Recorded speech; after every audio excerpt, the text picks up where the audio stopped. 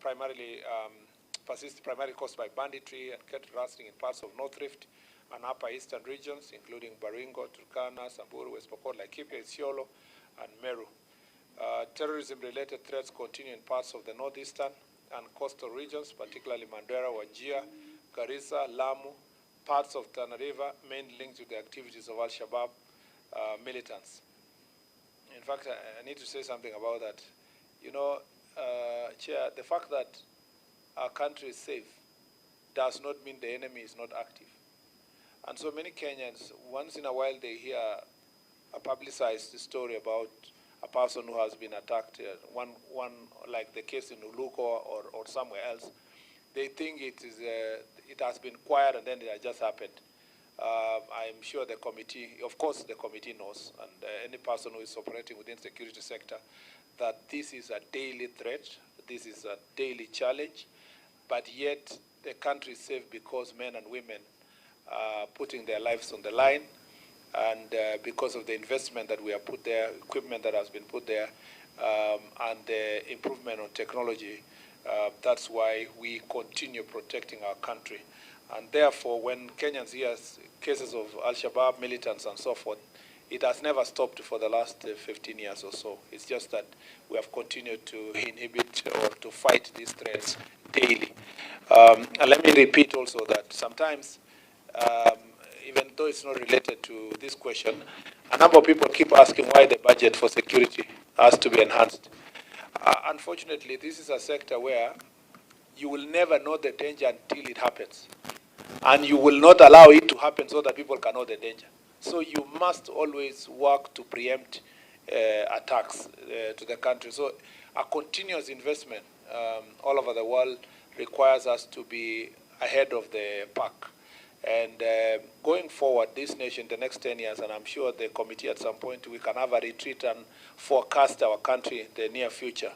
A greater investment will be needed in Kenya in terms of technology and in terms of equipment, including air equipment and so forth, drones, so that we can catch up with the challenges we face in the region. And the people of Kenya perhaps may need to just have a small window or at some point about the general threats and challenges we face regionally, not just national. And the more you get to know these things, the more you want to invest more in our security sector. In urban areas have also experienced a notable increase in gang-related activities, and I'll be coming back to the statement of this March in detail on this issue, with criminal groups terrorizing residents and road users, particularly in Nairobi, Nakuru, and parts of coastal region. Of particular concern are recently daylight robberies in Nairobi. That was in February. At least a lot has changed since February, involving motorbike gangs. The period has also witnessed a heightened political environment arising from rallies organized by opposition leaders and from different factions. These events are characterized by hired goons who disrupt rival gatherings, occasionally causing confrontation and property damage. In some cases, the police have faced criticism over the management of such events, including allegation of excessive force, bias, or delayed response. However, despite the blame, the police are committed to professionalism in maintaining law and order. As I said, I'll revisit that statement, combining it with this one. What is the crime trend? That's part one. In the period under review, a total of 48,545 cases were reported as compared to 49,325 cases the previous period, which was lesser cases than the year before, denoting a decrease of 780 cases, a decrease of 1.6%.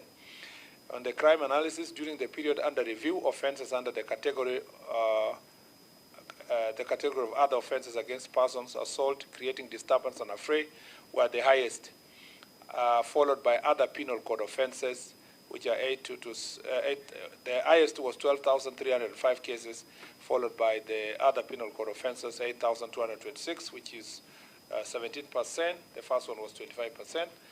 And then stealing accounted for the 16%, which is 7,829. Dangerous drugs were 3,851 cases, which are a representation of 7%. Offenses against morality were 7%. That's defilement and rape, defilement, and such other offenses. otherwise known as sexual offenses, properly so in Sexual Offences Act, 3,478. Offenses involving police officers, corruption, and traffic offenses were minimal. Decrease in crime rates was recorded in most categories of offenses except traffic offenses, as illustrated in the table. And you'll see the table there. Homicide cases were 1509, and the previous time it was, were decreased. Previously it was 1,509. Homicide cases now became, in that period, 1,413. Offenses against morality, 3,738, and it reduced to 3,478. Other offenses, robbery, breakaways, theft of stock, stealing, theft of by servant, vehicle, and other thefts, they are all listed there, and so forth, Mr. Speaker. Mr. Chair. If you look at there's a graph that is presented there. Then there are hotspots listed in the relevant pages. You will see it for yourself. Northeastern, places like Favi, Ulugo, Elders, places like Ramu, Arabia, Lafe. In Nakuru, Kaptembwa is very prominent, Bondeni, Free Area, Nakuru CBD. Trans Nzoia is places like those Chepchoina, Falkland areas, Narok Town, Nangata, Barikoi. You remember the incidents we had there. Kitengela, Isinya, in Kajiado. Other places in Samburu like Maralal, Baragoi area.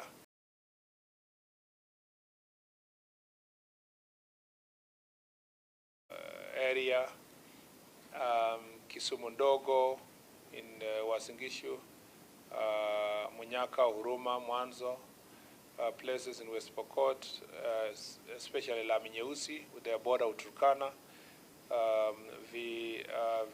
Viika, places like Luanda Town, Busia, and so forth. I'm just picking some places. Machakos in Mlolongo and Joska at the river areas. In Kisumu, places like Manyatta slums, Nyalenda slums, among others, became like the epicenter of, those are just generally hotspots for different kinds of crimes. And the table is provided. In terms of specialized units in place to address mugging and robbery with violence, crimes, and prevention measures, Mr. Chair, the service has several interventions in place to address incidents of mugging and robbery with violence. Excuse me. These include increased police presence in identified hotspot areas and deployment of standby response teams to attend to distress calls. The following areas are categorized.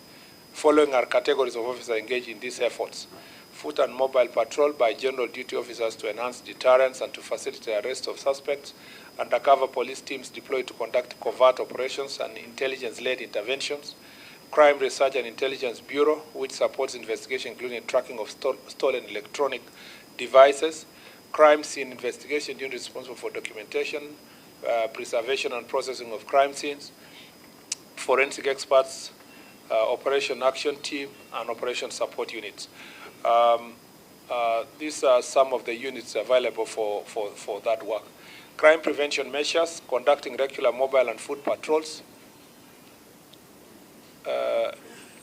Thank you, Mr. Speaker. Conducting regular mobile and foot patrols to enhance police visibility, deployment of undercover officers, deployment of officers to lockups which enhance police presence and acts as deterrent to criminal activities, utilization of integrated command control, communication IC3 equipment, use of police radio communication system, use of toll-free reporting channels such as Vichua kwa DCI, working with Nyumba Kumi and community policing, targeting crackdown operations in known offenders and areas, promotion of self-regulation within the border sector to help identify, arrest, and criminal elements that have infiltrated the sector to commit offenses. In summary, Mr. Speaker, these strategies are applied from time to time, and it is also infused with redeployment of police officers.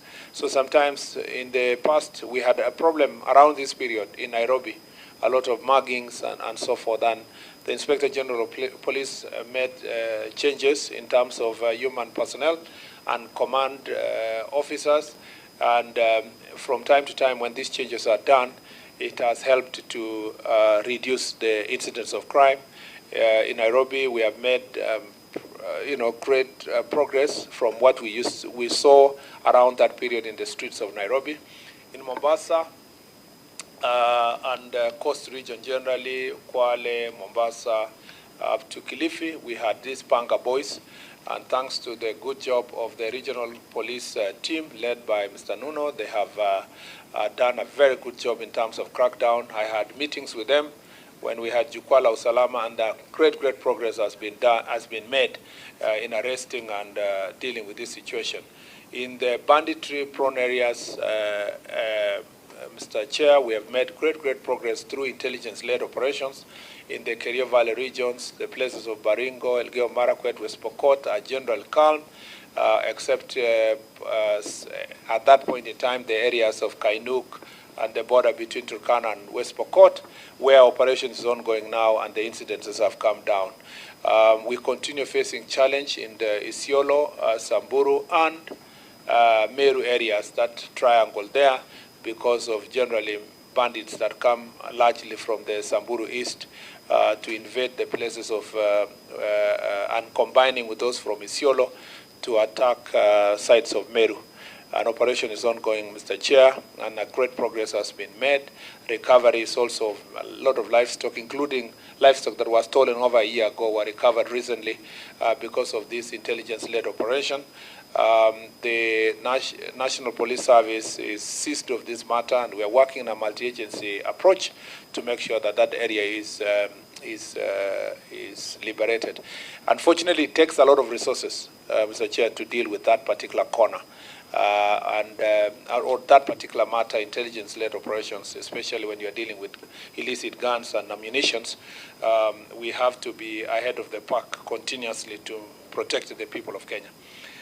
On technology surveillance and digital crime, the status of CCTV coverage, data analytics, real-time crime mapping to inform patrol responses.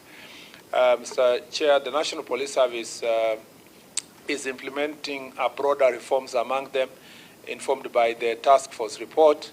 These reforms focus on strengthening operational capacity, enhancing accountability mechanisms, and embedding a culture of professionalism to ensure a more effective and trusted service.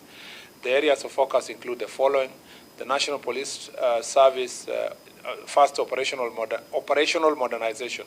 The National Police Service Strategic Plan 2023-2027 was launched, and it explicitly provides modernization of police service aimed at improving police service, strengthening surveillance systems, upgrading forensic capabilities, and equipping the service with modern technology and resources.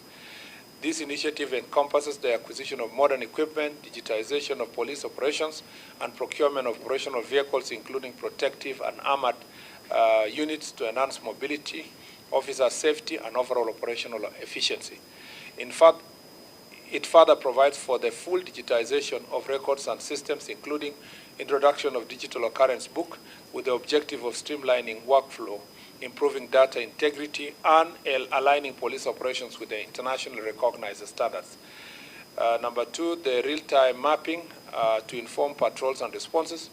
The National Police Service Integrated Command, Control, and Communication System, which incorporates CCTV surveillance, cameras, and automatic number plate recognition technology, is earmarked for expansion to enhance coverage. The system is also undergoing structured upgrading and modernization aimed at strengthening surveillance capabilities and improving real-time monitoring and response to incidents. The coverage and operational status of public CCTV surveillance system in major urban centers. The National CCTV Integrated Command Control Communication System currently provides extensive surveillance coverage in Nairobi and Mombasa. The system comprises approximately 1,899 surveillance cameras and 281 ANPR cameras deployed across 664 sites nationwide, with Nairobi hosting the largest concentration. Coverage includes Nairobi CBD and key arteries such as Thika Superhighway, Mombasa Road, Jogoo Road, Ngong Road, and Wayaki Way, as well as a critical installation including airports, government buildings, and major intersections.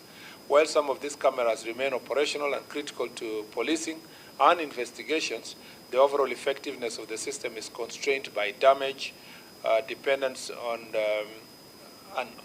leased fiber infrastructure and inactive sites.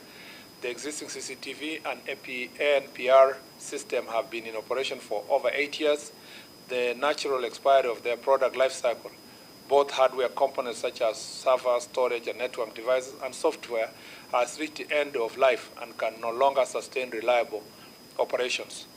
A proposal to expand CCTV coverage to additional major towns is underway, and an implementation is going on. Let me just summarize this to say, Mr. Chair, the procurement process for upscaling IC3 to IC4, which is, apart from the command, control, and communication, it will include computation, is ongoing, and the process should be concluded in less than 1 month.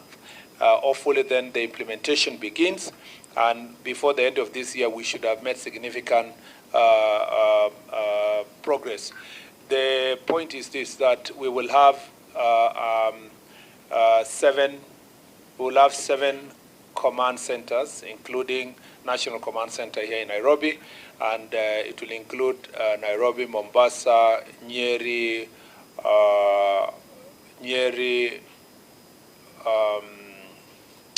Meru, Nakuru, Kisumu, Eldoret, to start with. The point is that we will have digital OB, CCTV cameras in all the police stations, ICT equipment in the police station. It will also have, Mr. Chair, the whole system of integration to ensure that we have proper analytics. And then it will have 11,000 radio communication radio equipment for the police officers. All this is being worked out to ensure that there is a greater surveillance, and particularly targeting these urban areas, especially when you talk about gangs. Gangs and goons are operating in the urban areas, and so proper surveillance and identification will be done in places, in hotspots of gangs like Nairobi, Kisumu, Nakuru, and other places across the country. That will really help us to be able to deal with this issue decisively. Mr. Chair, maybe you can, there's the seven, you say 7 command centers? Seven command centers. That is Nairobi, Mombasa, Nyeri, Meru, Nakuru, Eldoret, and Kisumu, plus now a national command center, which will be integrated. And then slowly we move. We go to Kisii town, we go to other towns. As they grow, we focus on the concentrated urban areas. You go to Nanyuki, you go to Isiolo, you progress until you cover as many places as possible. The plan is that you phase out progressively onboarding the areas of interest. And then, as you know, the NTSA is operationalizing or implementing instant finding system across the highways in the country, and that program also is in advanced stage. Of course, there were court processes, NTSA. Then there is a ITS program that is happening in Nairobi and Mombasa. After we have done this part and the ITS center is established and you have the instant finding system, all this should be interoperable. Then it will enhance the level of surveillance in terms of technology as a country. And emergency preparedness. The National Police Service has put in place measures to strengthen crisis response, enhance resilience, and improve preparedness in response to emergencies and disasters. They include deployment of specialized rapid units, including quick response unit, which standby team stationed at sub-county headquarters to facilitate immediate response to emergencies, establishment of national disaster management units to coordinate with the National Disaster Operational Center and manage disaster in emergency situations. Utilization of water cannons, trucks as supplemental support during emergency, including assisting in fire suppression in areas like Nairobi County where necessary. Integration of disaster management training into police training program to strengthen officers' preparedness and response capabilities.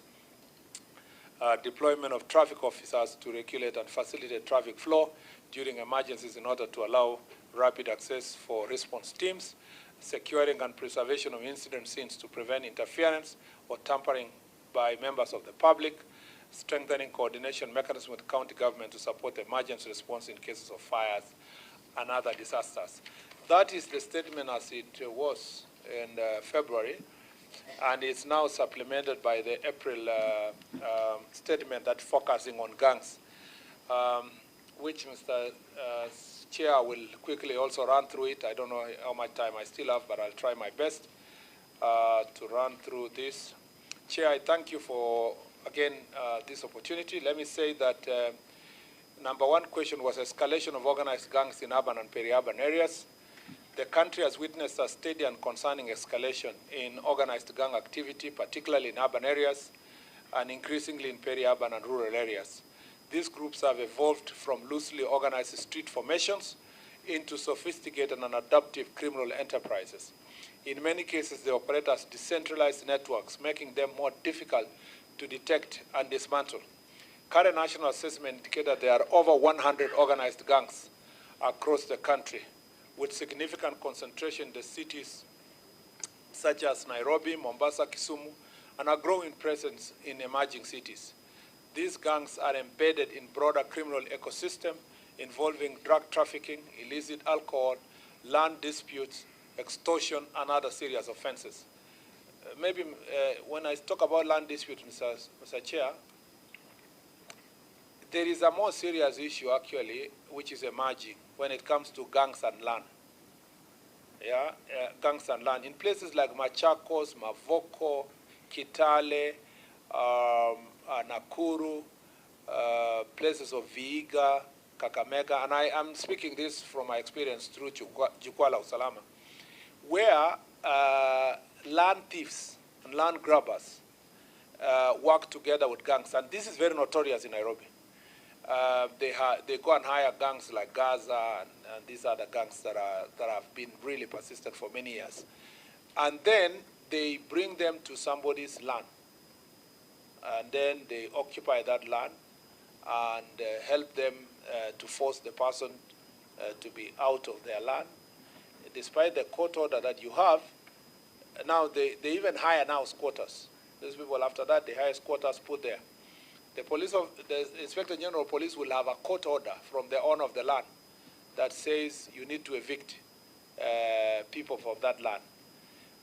And so when you want to do the eviction, these same people work with political leaders to now say that police officers are hurting squatters. This government is heartless. The Speaker, but it's basically hired squatters, starting with goons. But it's even worse where the person will occupy your land, then run to court to get a court order that says there is an impending eviction of squatters from this land, and that the court should preserve the status quo. Then the courts will give an order that no eviction should be done by IG or anybody. Status quo must be maintained. The criminals are occupying an individual's land under a court order, and it is in perpetuity. In some cases, 5 years, 10 years, sometimes until the person dies, and they actually target all the people in the cities and other places. You have had cases where gangs go kill all the women in places like Kisii, and they tell you that they were killing witches. But there is no witches there. It's a land grabbing ring, basically to kill the old people who own the land, so that their family members or extended family members can occupy the land because they have organized with criminals to do those things. So when I say that these people have a lot in Kitale, in the Matisi, where we are doing a massive operation last week, the National Police did a massive operation. The cry from the people of Kitale and its environment, you know, the prime land of Kitale. So the reason why you have too many squatter problems in Kitale and you are unable to guarantee individuals their land is because people go and hire goods and gangs, and then now they hire the squatters to go to the land, and the gangs are there to protect the land and then sell to people and so forth. This is a pattern that must be confronted, but not by the police alone. Because what happens quickly, there are leaders who are on standby to organize Maandamano against any evictions. Then there are magistrates and judges who are on standby to give a court order. And they don't need to do much. They'll just say, as the case is progressing, the status quo be maintained. And status quo, your land is already occupied. So the status quo is such that you will not be able to access your land. And then the case now drags on for years and years and years. So when we say gangs and goons are a threat to national security, it's because this is a thing that permeates the society, and it is being perpetuated by either elected leaders or judges or people who are occupying highest offices to maintain these systems in place for political reasons or for economic benefits or land grabbing and so forth. Their activities not only threaten public safety but also undermine governance structure and erode public trust in institutions. Part two was political instigated violence and use of hired goons. Mr. Chair, the government acknowledges with concern the increasing trends of politically instigated violence involving the use of organized gangs and goons. Evidence showed that these groups are often mobilized as on-demand actors during political sensitive periods where they are used to intimidate, disrupt public order, and interfere with lawful civil processes. This concern is not theoretical. It's already manifested in recent incidents across the country. In Trans Nzoia County, for example, a major security operation conducted early this month led to the arrest of 170 suspects, hired gang members, following the disruption of a youth voter registration exercise in Kitale town. Authorities recovered weapons and communication devices, and some of these arrested were identified as repeat offenders and individuals linked to organized criminal networks, and who are often released on bail with very flimsy, using very easy terms, 2,000, 5,000, and quickly, Mr. Chair, I will say, that before I finish this statement, let me say this. Every time these guys are arrested and taken to court, the same political leaders who are in public saying that government is doing nothing about gangs are the same ones who will say youths are being targeted. The same. And I saw even this weekend, the same. When we went for the operation in Kitale, the same leaders who are saying government is doing nothing on gangs, or police is doing nothing to deal with gangs who are disrupting public rallies, are the same ones who are saying innocent youth have been arrested. And of course, they are bailing out those people and so forth. Number two, Mr. Chair, from my Jukwaa la Usalama, and you will read the report, the Jukwaa la Usalama report, interaction all over the country. Nearly, in the areas that we have serious gangs, nearly all the political leaders, Mr. Speaker, Mr. Chairman, have at least a form of goons. They are disguised as bouncers. They are always supporting and escorting politicians to functions. And Mr. Speaker, I don't need to mention names, but even if I put my eyes now to look like this, I can almost say something. And I just want to say, Mr. Chair, without fear of contradiction, in counties, for example. Point of order. What is it? Is a cabinet secretary casting aspersion on us? I'm not casting aspersion. I'm saying the reality. Chair, let me give even you when we look on that side, we can also see faces on that side. Mr. Chair, allow the minister continue uninterrupted. For we'll example, have our moment. Yes. For example, Mr. Chair, there are departments. There are in a number of counties. They have departments and a chief officer in charge of goods. Yeah? And they are the ones who will now, before the governor goes to the rallies, is the one who mobilizes people, including those governors who pride themselves in public as human rights defenders. We know them. They are in rallies lecturing us. But out of reality, they can't go anywhere without paying goons, and they have a chief officer who finances the goons, and then they go together to the meeting and cause chaos in public functions. This thing was very prevalent in parts of Western Kenya. And when I say Western Kenya, is you start from somewhere in Nakuru as you go third way. But more prevalent in counties of Kisii, Kisumu, Homa Bay, Siaya. Siaya is even terrible. Kakamega, you go to Busia, you go to Kitale, you come to now Nakuru has become a part of the place, Nairobi of course, and then Machakos. You know, it's not even a Machakos where the complaint was that you cannot even ask a question now, a politician. You can't even ask a county government a question. And you are a young person, goons will clobber you. And then now slowly, it is going to other parts of the country, moving to other parts of the country. Mombasa used to be bad, but nowadays is a bit better.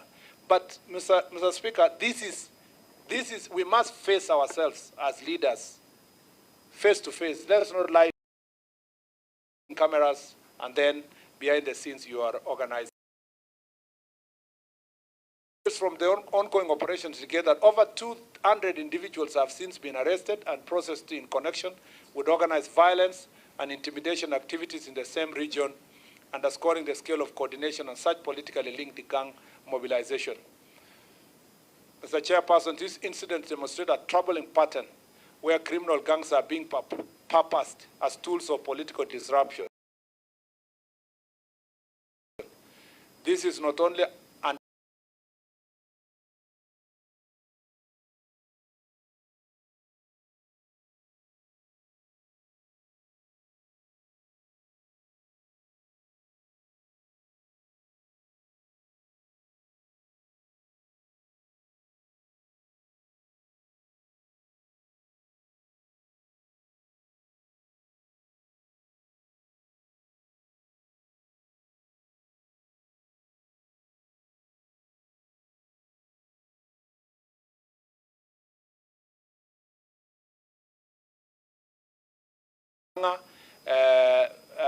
Nyandarua, Kirinyaga, Meru.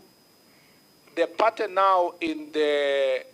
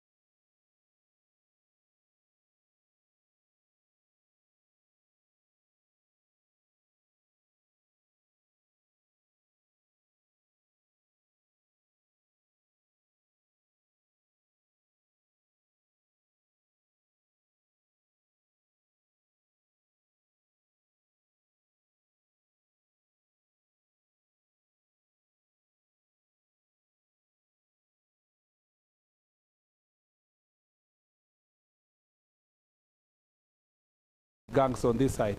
And there has been an accusation that what is it? There is police complicity. There is police complicity and inaction.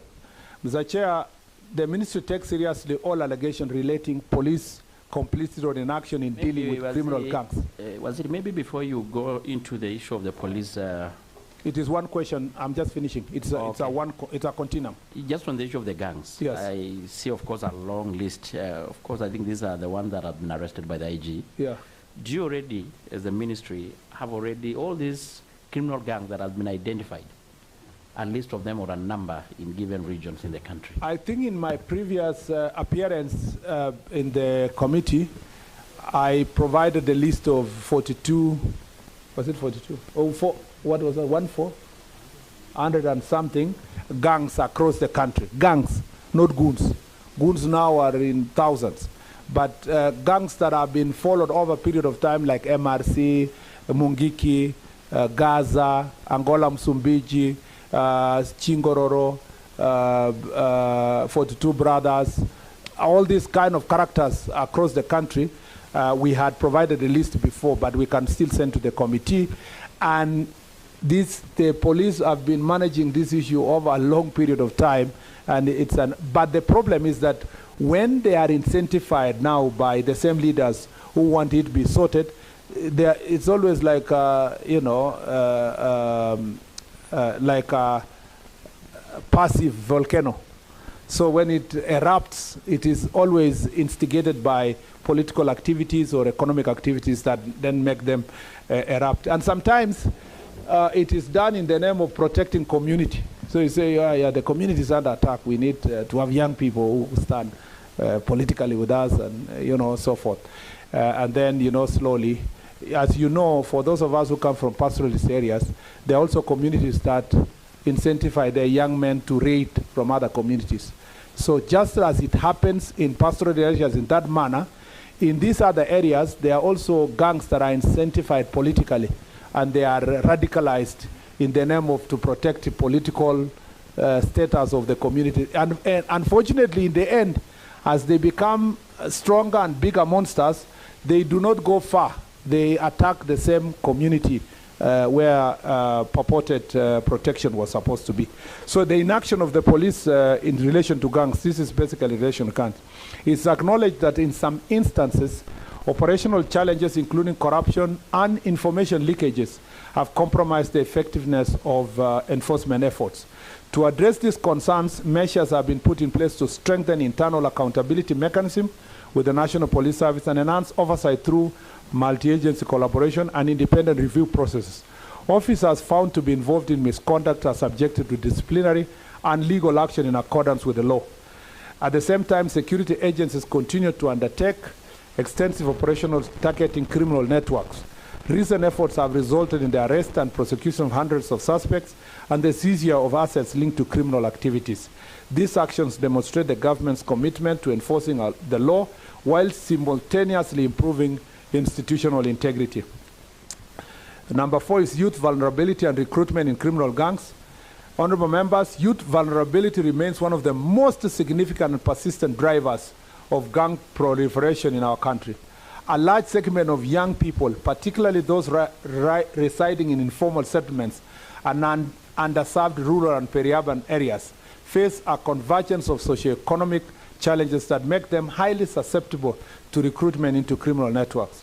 These challenges include high unemployment and underemployment, limited access to quality education and skills, development opportunities, exposure to drug and substance abuse, and weak social support system. In such environments, gangs exploit feelings of frustration, marginalization, and lack of opportunity by presenting themselves as alternative structures that offer income, protection, identity, and a sense of belonging. Over time, this creates pipeline through which vulnerable youth are systematically absorbed into organized criminal activity, perpetuating cycles of violence, crime, and economic exclusion. Measures put in place to secure public space and protect people and their businesses. The government has implemented following sets of measures to secure public safe spaces and safeguard citizens and businesses from gang-related threats. These measures combine enforcement, intelligence, and community-based approaches. 1, deployment of specialized and rapid response and tactical units in high-risk areas. Specialized anti-gang teams have been strategically positioned in identified hotspots to ensure swift response to incidents, sustained patrols, and disruption of gang activities before they escalate into large-scale insecurity. 2, use of technology in public safety management, including expansion of CCTV surveillance, as I already explained earlier, Mr. Chair. 3, securing critical public infrastructure and economic zones, including markets, transport hubs, central business districts, and industrial areas. Increased police visibility, regular patrols, and coordinated operations have been implemented to assure traders, investors, and the general public, thereby protecting economic activity from disruption. Scaling up public reporting mechanism and citizen engagement platforms, including anonymous tip lines and community liaison structures to encourage the public to share information without fear of reprisal. These are significantly improved intelligence gathering at the grassroots level. The long-term national strategy to eliminate gang activities, that was the second last part of the question, and not the last part actually.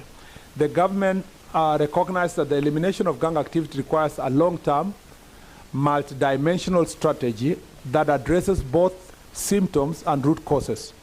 Enforcement alone is not sufficient without complementary socioeconomic and governance interventions.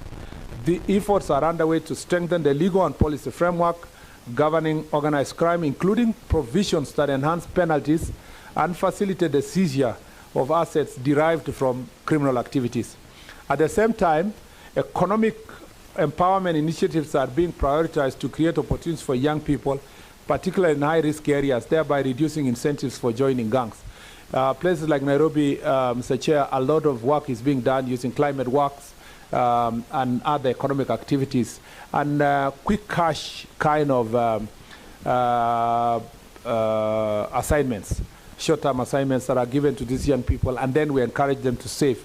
And a lot of this, especially climate works plan, has helped deal with the crime, reduced crime rate in slum areas within Nairobi City. And a lot of this needs to be done across the country.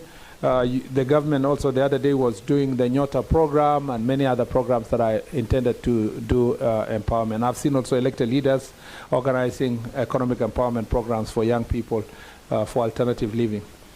The government is also focusing on expanding rehabilitation and reintegration programs with plans to establish accessible facilities across counties to support individuals seeking to exit criminal networks. Investment in intelligence and technology are being scaled up to ensure that security agencies remain capable of addressing increasingly sophisticated criminal operations. Governance reforms aimed at addressing political interference and enhancing accountability are being implemented alongside efforts to strengthen community-based security structures such as Nyumba Kumi. These measures are designed to ensure that the communities play an active role in preventing and responding to gang activity. In conclusion, organized criminal gangs present a complex and evolving challenge that requires sustained, coordinated, and comprehensive action. The government remains committed to restoring and maintaining law and order, protecting citizens and businesses, addressing underlying drivers of crime, and strengthening the institution responsible for security and justice. We will continue to work closely with Parliament and other stakeholders to ensure that our strategies are effective, responsive, and aligned with the needs of the Kenyan people.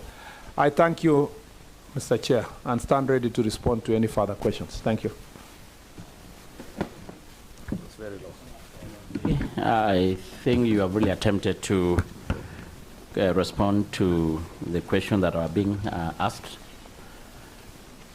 And maybe we are going to take like 15 or so minutes to respond to the question before we take the individual members' statements. But before then, we have got 3 or so members who have joined us. Maybe they can just go on record quickly. And I'm sure those are the members with the statements. Yes, Nyenze? my name is Edith Nyenze, Member of Parliament, Kitui West. And I have a statement. Thank you. Yes, my name is Kakuta Maimai, Member of Parliament, Kajiado East Constituency. My name Member is with a statement is a friend of the committee. Yes. My name is Oku Kaunya, a Member of Parliament for Teso North and a member of this committee. Chair, my name is Kili Kalido, MP Gembe Central, and a friend of the committee. I have a statement. But your statement has just come now, because I had also shared with the minister and the IG the issue to do with the Meru, some raids on the issue of the borders. I don't know, so I don't know whether the response may be ready. It will be the discretion of the minister to respond to. However, we will furnish with the same. So let's respond to, oh, Karoli is there. Thank you very much, Honorable Chair. My name is Karoli Omondi, a Member of Parliament for Suba South, and a friend of the committee with some specific questions to the Minister. Thank you. Kapondi, you want to ask a question? So we are going to take Minister, maybe, because I don't, from the look of things, maybe you have really tried to address the questions. Maybe we are going to take maximum 3 or 4, then you respond to all of them together, then we move to the issue of statements. So we are going to go to Sarah Korere. That was the first one. Okay, yeah. Sawa. Sarah Korere can accommodate all of you ladies first, then Kapondi. Okay, then Kaunya, then our sister.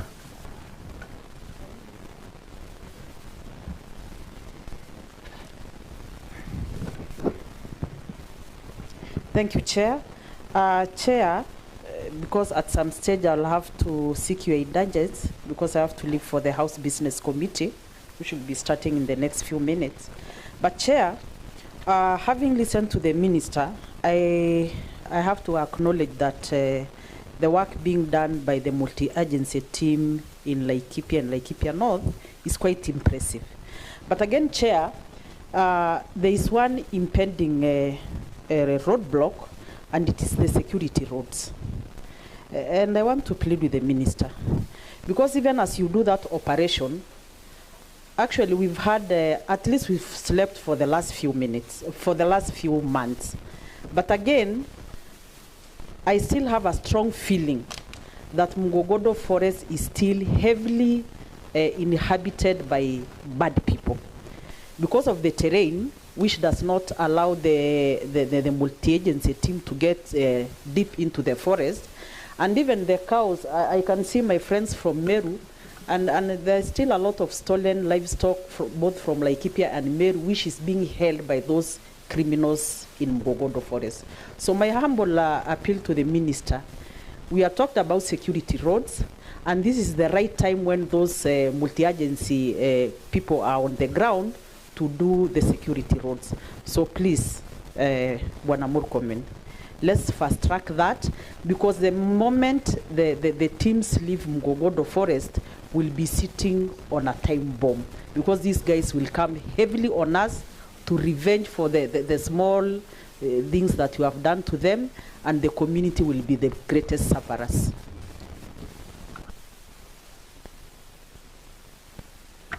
Yeah, Chair, having listened to the Minister, it is very clear that they have all the solutions. What is lacking is only implementation. And while we talk about enhancing the budget so that we can sort out the mess, but there are issues that may not require budget. For instance, you know those ones who are funding the goons, the politicians, the activists, because there is no doubt, yes, we are going to an election year, and these are the major culprits. Without flagging out their names is perpetuating the problem. Because somebody would say, yes, I'm doing all this, and nobody knows that I'm doing it. So, Waziri, unless you become bold enough, and the IG and the DCI, so that these people are publicly shamed in public, that they are known, they are the ones who are doing all these things, will not go anywhere. Because that one doesn't require budget, but you to come out very boldly. Secondly, there is a problem, as you have acknowledged, the issue of the criminal justice system. We have a major problem. You find that if the DCI, for instance, does a crackdown on the ground, some criminals would run to some offices in Nairobi. I have very practical cases which I have previously shared with the IG. They will run to Nairobi, and Nairobi will give contradictory directives sabotaging what has happened on the ground. Meaning, some officers in Nairobi could be complicit with criminals on the ground. Because they are exposed on the ground, they come to Nairobi for cover, and then it is frustrated. Justice is frustrated. It cannot be realized on the ground. So unless we have the DCI, we have the ODPP, and we have the courts working together, we'll be doing serious blame games. And these offices, apart from politicians, because you have mentioned politicians, which I agree, yes, they are culpable, but the offices which are also culpable are the offices of the security people in Nairobi and the officers of the ODPP, because they are perpetuating crime and they are laying the foundation for what could end up messing the security situation on the ground. So Waziri, you need to refocus on that, because otherwise, blame game will not assist us. Okay. Yeah. I think you have made your point, and I'm sure it's more generally of an assessment and your analysis. I didn't see much of a question, maybe. But nevertheless, we have Mumina, Wanaya, then lastly Kapondi, then we allow the minute. Okay. Kapondi again. Then you respond. And let's try. We have got 15 minutes in between before we go to the statements. Thank you. Thank you, Chair. Chair, I would want to thank the CS. Ask because considering our number, and we still have the other issue of responding to the statements, statements rather, let's be precise to the point. If it is a comment, fine. Actually, I would rather ask just questions, not comments, not, so that we can accommodate the rest of us. So I have a question, Chair, but I want to thank the CS for the presence we've had in our county in terms of his visits to address issues that are coming up there when it comes to banditry and cattle rustling. And without looking like I want to conflict his report in terms of making progress, there's an issue, CS, I want to understand. While we have operation going on actively, we still get attacks, and banditry and cattle rustling are still happening. What do you make of that? Does it mean the cattle rustlers are not scared of the machinery and the government, especially where you've already declared operation in an area? Thank you. That is Isiolo. Yeah, and Waziri, looking into your analysis, the issue of Isiolo, the issue of the criminal gangs is not really clearly stated, and I'm sure it's a big, big problem, the drug, the criminal gangs. The Speaker, I was told, just to be on record, recently the Speaker of Senate went to Isiolo for fundraise with a few members. I'm sure you have the information. They were almost, they almost failed to access the airport for almost 1 hour. And the police were ready to fight with the gangs. So that is how the situation is bad. So thank you, Chair. Chair, my question is on the issue of criminal gangs and the goons, particularly the political goons. Waziri, you've explained very well the problem where it is. I'm asking, why are you not able to deal with it? Is it financial? This committee could step in. Is it political? These are the political leaders. I'm saying that because I will give you an example, Waziri. In your last address to Parliament, you recall a member making wild allegations about a boundary of Changara. That Changara division belongs to his constituency. The member for Sirisha raised that issue, and the Speaker did direct and asked you to be able to clarify. Indeed, the member, instead of waiting to get your clarification, goes ahead to start hovering around another constituency, Teso North. And you are aware, Waziri, I did come to your office. I wanted to follow the law. Now, delay to act on this brings a gap. And the gap is, Waziri, where these formal institutions fail to act, definitely informal institutions come in, and particularly on Goonism, where maybe a political leader feels insecure in an area. And I'm sure our chair, who is the incoming governor of Narok, your question, is aware. Yeah. When he's threatened, he will want to come with what we call, you rightly called, these are people who will protect. But really, this Goonism has to stop, and we urge you to stop. But we want to ask you, if it is financial, this committee can provide you funds. And if it is non-financial, and I agree with Honorable Kapondi, that there are some things you only need to make a decision and act.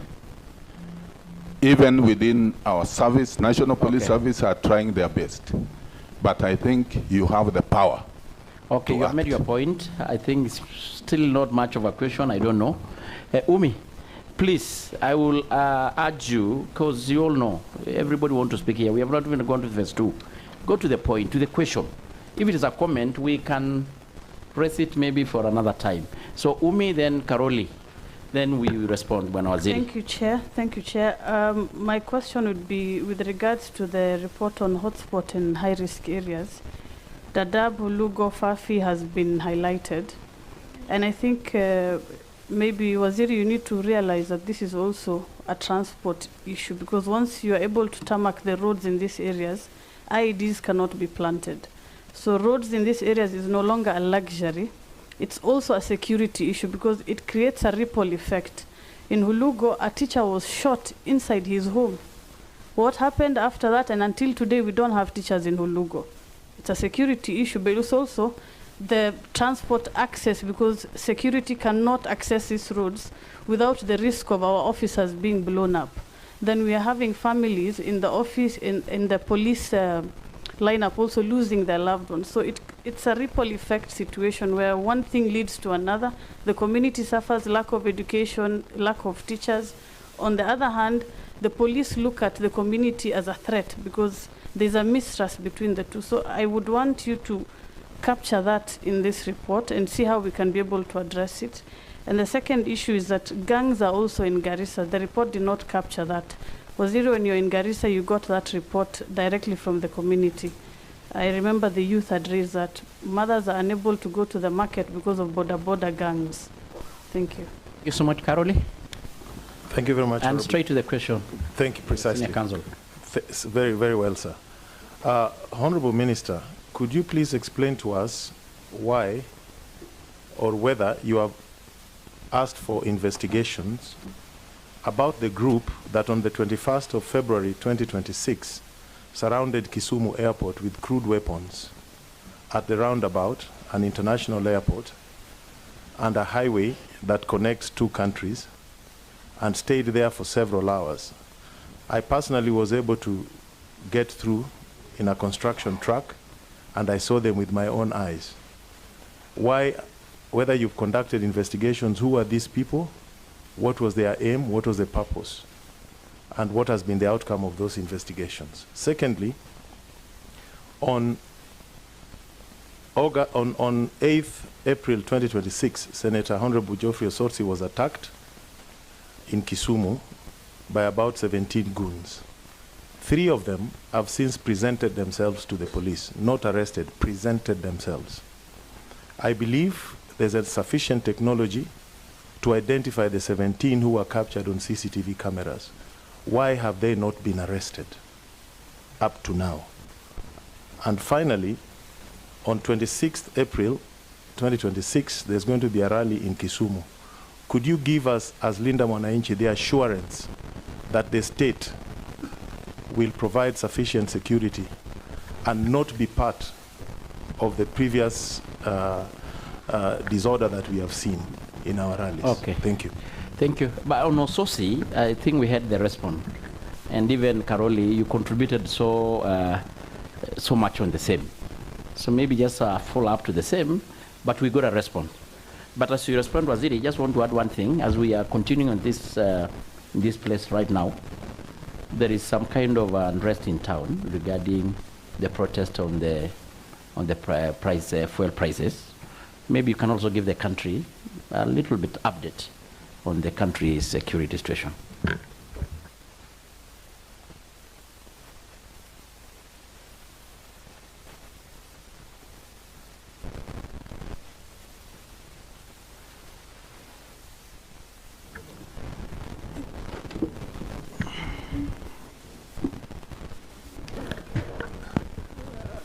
maybe that's part of the reason why you should let us also go back to work.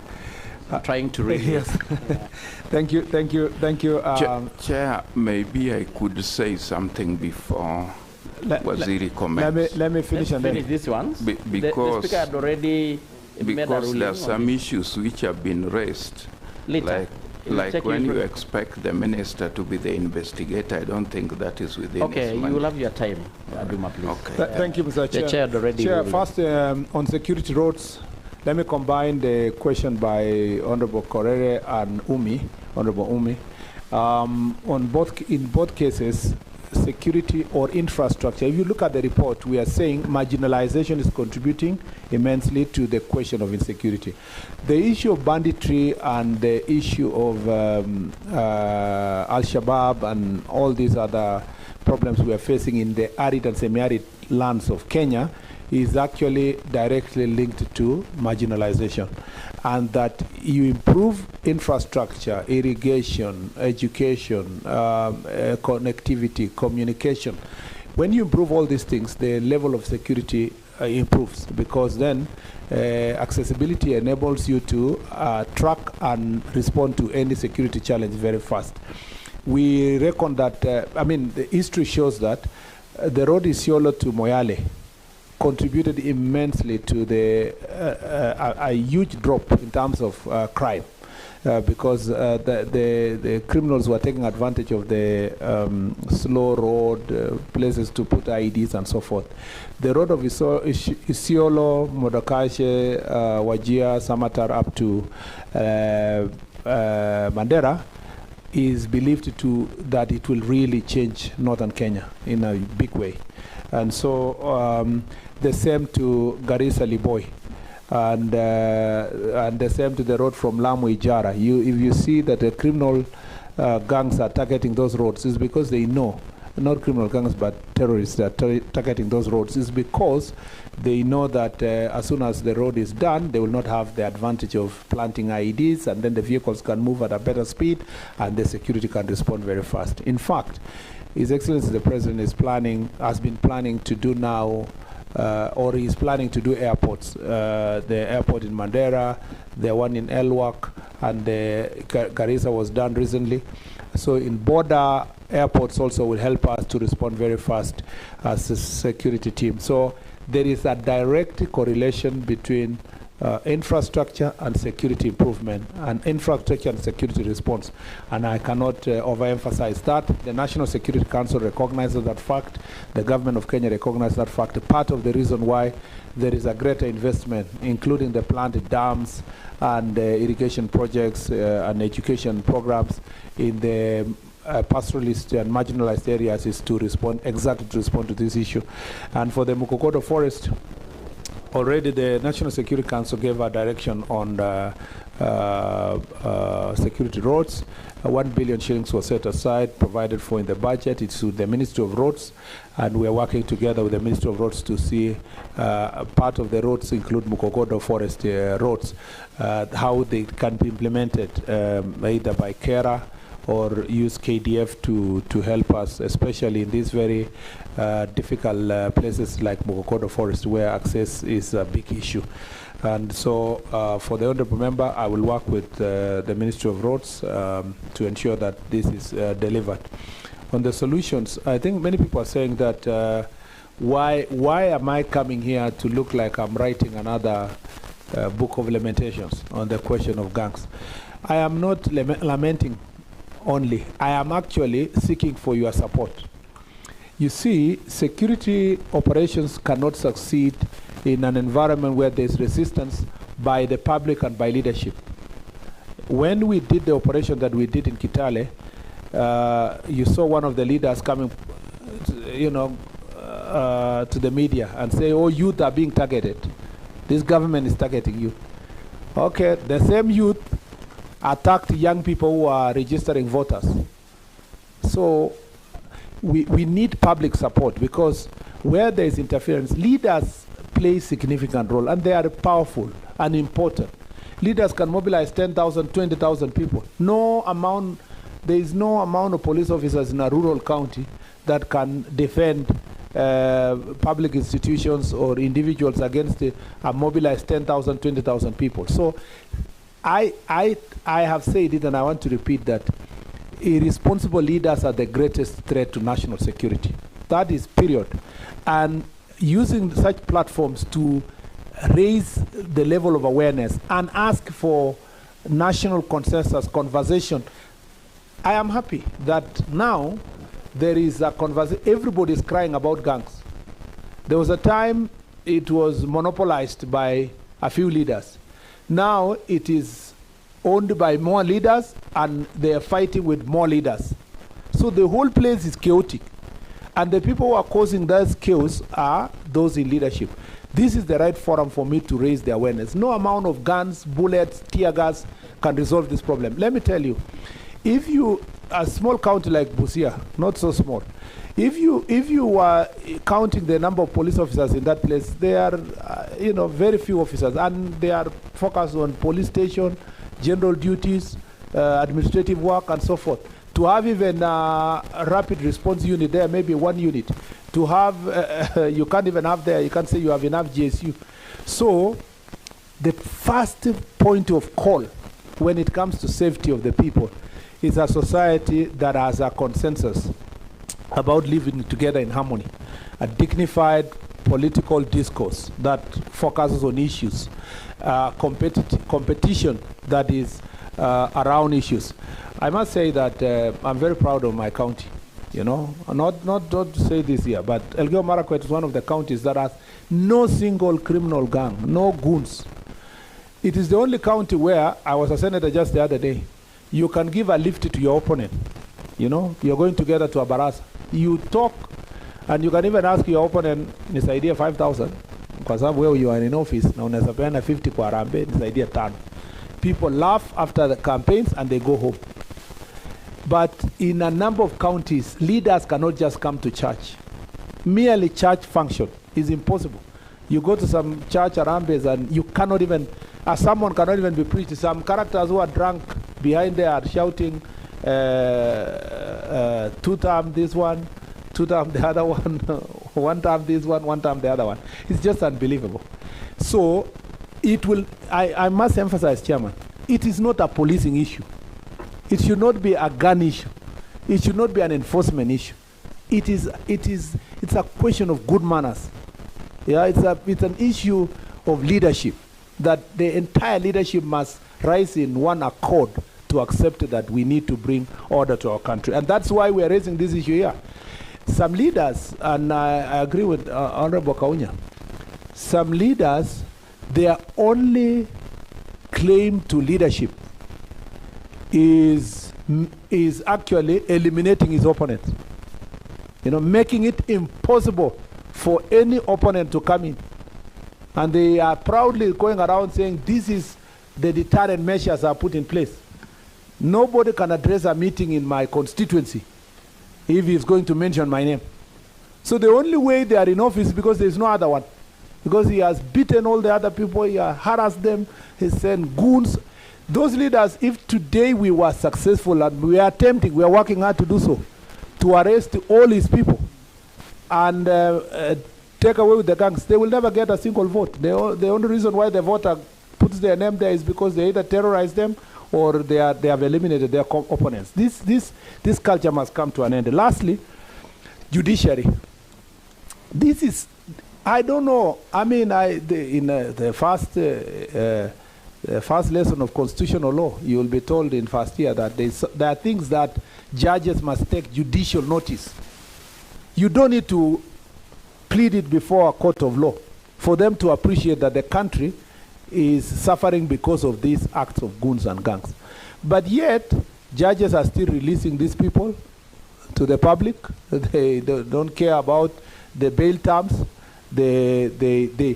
As long as a number of opposition leaders have appeared before court, it is enough proof to say that rights have been violated and release these people to go. When you're saying we have done nothing, when after the protest of 2025, over 1,000 people were arrested by the by the IG, including those who banned police station in Kikuyu, in Olkalau, in all these other places. What happened? What happened? The courts released them. Of course, you know, leaders made noise, hey, Watiangu. The courts released them. They went back to their society. They were back the other day. They were in Kikuyu and other places. And this circle will continue if we do not get the support of the judiciary. So no matter, notwithstanding what the DCI and IG here will do, without the conscious support of the judiciary, this country, and you know, we know they banned courts. So there is nobody who is infallible. Now, and on the question of criminal justice system, yes, I've seen that. Interference from Syria Command, it is true. During Jukwaa la Usalama, most of the police officers were saying that you carry out serious enforcement, a phone call comes from Nairobi, you are transferred. Okay? You are either transferred or you are warned or you are asked to release people. So the IG is also under pressure from all of us, including yourselves, including all of us, executive, yourself, judiciary, big people, business people, billionaires, and so forth. Always saying, "Iyo ni mtu yangu, wachilia ule, fanya hiyo." We need to allow the National Police Service to do its work independently. And we agreed that with the IG that whatever, you know, and the IG has said it publicly that he will not interfere with the work that is done by his officers on the ground, except if the complaint is that the officers are corrupt and there is need to remedy the situation because of security concerns. So political interference and other kind of interference also is common, and I cannot deny that sometimes even senior police officers and senior executive members and senior parliamentary leaders occasion this, and it's something that we must deal with continuously. Somebody has asked why attacks are happening on operation. Yes, in Isiolo. You know, I don't need, because you are a local there and I also come from the same region, I don't need to emphasize to you that the problem we are dealing with is not, this is a systemic issue, historical, and embedded in the society for a very long time. In the past, they have seen cases of operations where police come, they fight police, they run away, they fear, or they do this. In some cases where we've been successful, like the areas that I've explained to you, it was also like that. In 2025, by mid-2025, which was last year, in Elgeyo Marakwet, including Marakwet East, where I come from, the police were still attacking people, including they killed a priest when the operation was going on. But the police sustained that operation. Eventually they surrendered, and that's why we collected over 500 guns. So what we should be asking ourselves about the Isiolo and this and Meru and also Samburu side is, and I think you are right on this one, and Honorable Sarah Korere was right, sustained operations. Because if you cut a snake's tail and leave it to wander around, it will attack more people. So I agree with you that the operation should just be sustained until the end. It's also very sad. You saw the pictures of the ones that were got and killed and whatever, and you saw they are very young people, 17, 18, 19. You pity the ignorance that is in there. They feel powerful when they have that gun. Combined with young age, ignorance, and education, poverty, bad mentality, those people become emboldened to do things. And then hero worship and being encouraged and being told that you are fighting for your future. So, but if we sustain the operation the way we've done, I have no doubt that we will succeed. Why are we on the question of Changara division? That is an issue that is 20, 30 years old. So it is not going to be solved in just one morning. What we will only have to deal with is leaders using violence to resolve a boundary issue that has been with people for a long period of time. There is no value in that kind of, and I think the message to IG is that we need to make sure that the enforcement is done to avoid any leader using gangs to terrorize citizens. I've answered the roads in Dadaab and all that, marginalization, gangs in Garissa, I agree. This report, Mr. Chair, may need actually to be updated. Even when I was looking at it, a lot of update needs to be done, but also some places where it's called hotspot, really. When you ask a hotspot for what, they tell you for petty thieves and so forth. Maybe we need to just provide Parliament with hotspots of serious crimes. Then the rest of the issues that can be sorted can be dealt with. So I know Madogo in Garissa had also a similar challenge of gangs and so forth. Lastly, Honorable Karoli has asked about these gang members. I don't need to tell you, Karoli, you are not a stranger in Jerusalem. You know Kisumu, you know Nyalenda, you know all those places. You know what has been happening. It's not Kisumu alone, includes your own county. You know the same in Siaya, Migori.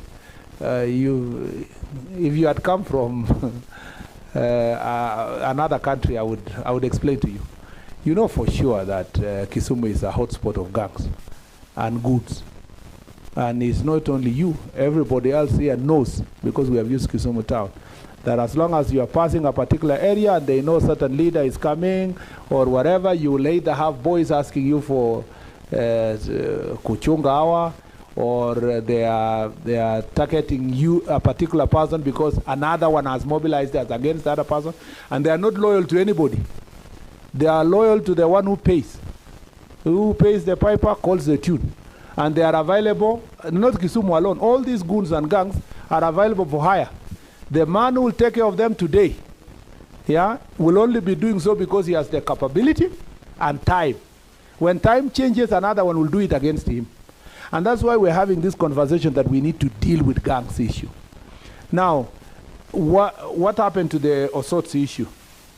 The Osotsi issue was the DCI circulated the pictures. As you said, some of them presented, 3 of them presented themselves. The rest of the 13 or 14 ran out of the country to the neighboring country.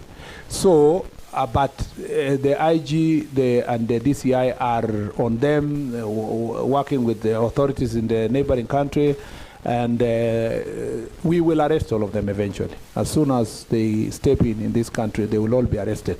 And I hope that will be the first example to show that violence doesn't pay. But then, why? The other question, why goons and gangs thrive, is because the line is very thin, very thin. There is a thin line between a criminal and political supporters. And political supporters who are criminals when they are committing crime and when they are just present themselves as supporters. Now tomorrow, including you when you go for the rally on Sunday, can you for sure tell this house that you will not mobilize criminals to accompany you to the rally? You cannot say with certainty because, you can't say with certainty because you are already, even now in your mobilization preparation, now you are saying vijana wetu ya kutoka wapi, vijana kutoka wapi, your supporters, some people you are mobilizing people from Nairobi, you are others mobilizing from Kakamega, others are from Luanda, we know them. But you see, they are citizens of Kenya. Before they commit a crime, you cannot say, I arrest them preemptively. Because sometimes they come empty-handed, reaching there, somebody supplies rungus and so forth. This issue can only be sorted, not by the police, because the numbers you are intending to have in that city are many, and they are also your opponents who are coming there to shout, as you shout one time, another one is shouting one time to you also yourself, or to, 2 times to another person. Then the police are being expected to stop people from saying 2 times or 1 time. It's a very difficult job. This is, in fact, I almost suggested that we might need actually a national convention of leaders sitting down and saying, my brother, let's just agree to do civilized campaign. Let's not incentivize young people for gangs, because until the moment something erupts inside the rally, the police officer will never have known that this is a gang. Sometimes we are accused, and I've seen police being accused that they are working hand in hand with the goons and whatever. Before anything erupts, you'll never know this one is a goon, Okay, look at the case of Nairobi during Maandamano. Watchmen, business people, prepare themselves for the Maandamano. So what do? They put watchmen around their business shops, and then give them that karungu. Say, okay, you take care of the whatever. On a normal day, a watchman, nobody has a problem with. So when the police are now doing the operation and a watchman is standing on the door, what would the media do? They take pictures and say, you see, those are the goons being protected by the police, working hand in hand with the police. Those are the complications that sometimes never get explained. But I can tell you from the bottom of my heart, from where I stand, I abhor any kind of goons and gangs. And we are trying our best, and I know the heart of the Inspector General of Police, we are trying our best under difficult circumstances with a police force that is also, we have not recruited people in the last many years. We are very excited about this 10,000 recruits recently who are graduating in October, and I mean end of August, September, and we are waiting with bated breath to have them so that they can bolster the numbers, and we should be ready for the elections. I thank you, Mr. Chair. Thank you so much. And members, I will ask that we go to the phase 2. Chair, just a short clarification, Chair. Just a minute. It's already midday, and we still have 14 questions that the minister needs response to. So kindly, I will ask, maybe probably we can, the minister is still available. He will still be around if we need. Actually, on the issue of the gang, maybe I don't know whether I need to inform too. I'm aware of a meeting that took place last month with the entire IG and their team, actually discussing and looking into the interventions of mitigating the issue of gangs in the country. I'm sure maybe it's pressure of time or part of your strategy not to disclose that. Chair, mine is not a statement, no a question. I know, I want to move to, I will ask you, Balosi, because of the members, I will tell you, because I know what is Kapondi, please. Chair, just a short clarification. I just wanted to ask Waziri, on the issue of Changara, do you have a formal response to what the Speaker asked you to? Not yet, Mr.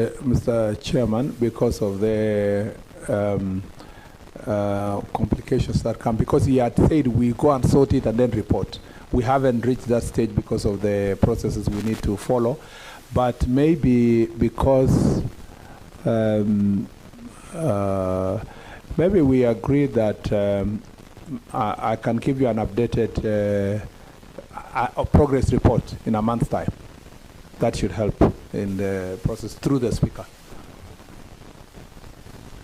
Maybe latest update on what is happening on the streets in the country in regards to the issue of the protest on the fuel? The country is calm, and Kenyans are going about their business peacefully. Of course, the police officers are on high alert to ensure that there are no criminal activities that take advantage of the statements that have recently been witnessed in the country.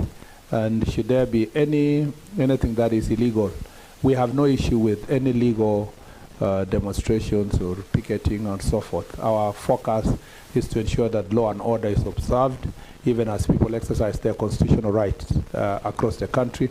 So far, the country is calm. Thank you. Balosi, what is it, please? Because I will really implore that we go to the... It's okay. Thank you so much. Thank you for understanding. Nothing, Kaunya, please. We need to move to the other.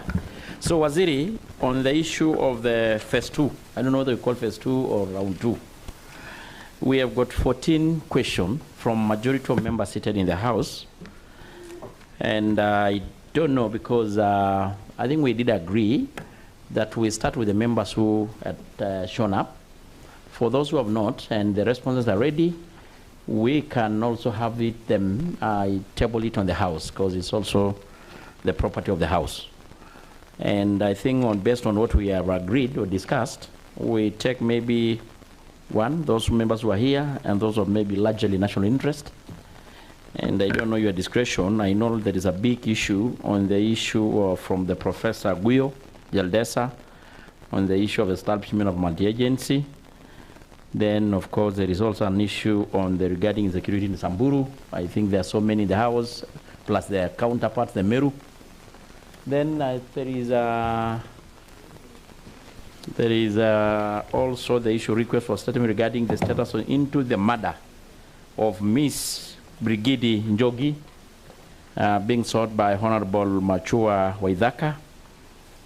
And maybe those are to us. Then request for statement regarding abduction of residents I think this was responded to on Garissa County.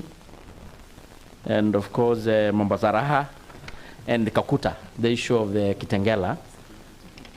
Oh, Kenyans, what was yours? Sorry? Motor vehicle, the very, it's a very simple one. If with your permission, Chair, to save time. I'm saying it's an easy one. It's a straightforward one. That's what I've said. Chairman, with your permission, so that we save time, let me run through these questions without reading word by word, because already the statements have been submitted to the members. So I will emphasize the areas of greater concern, starting with the first, which was from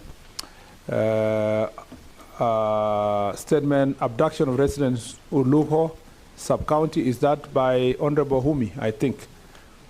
So I'll say, I don't want to reproduce the statement, but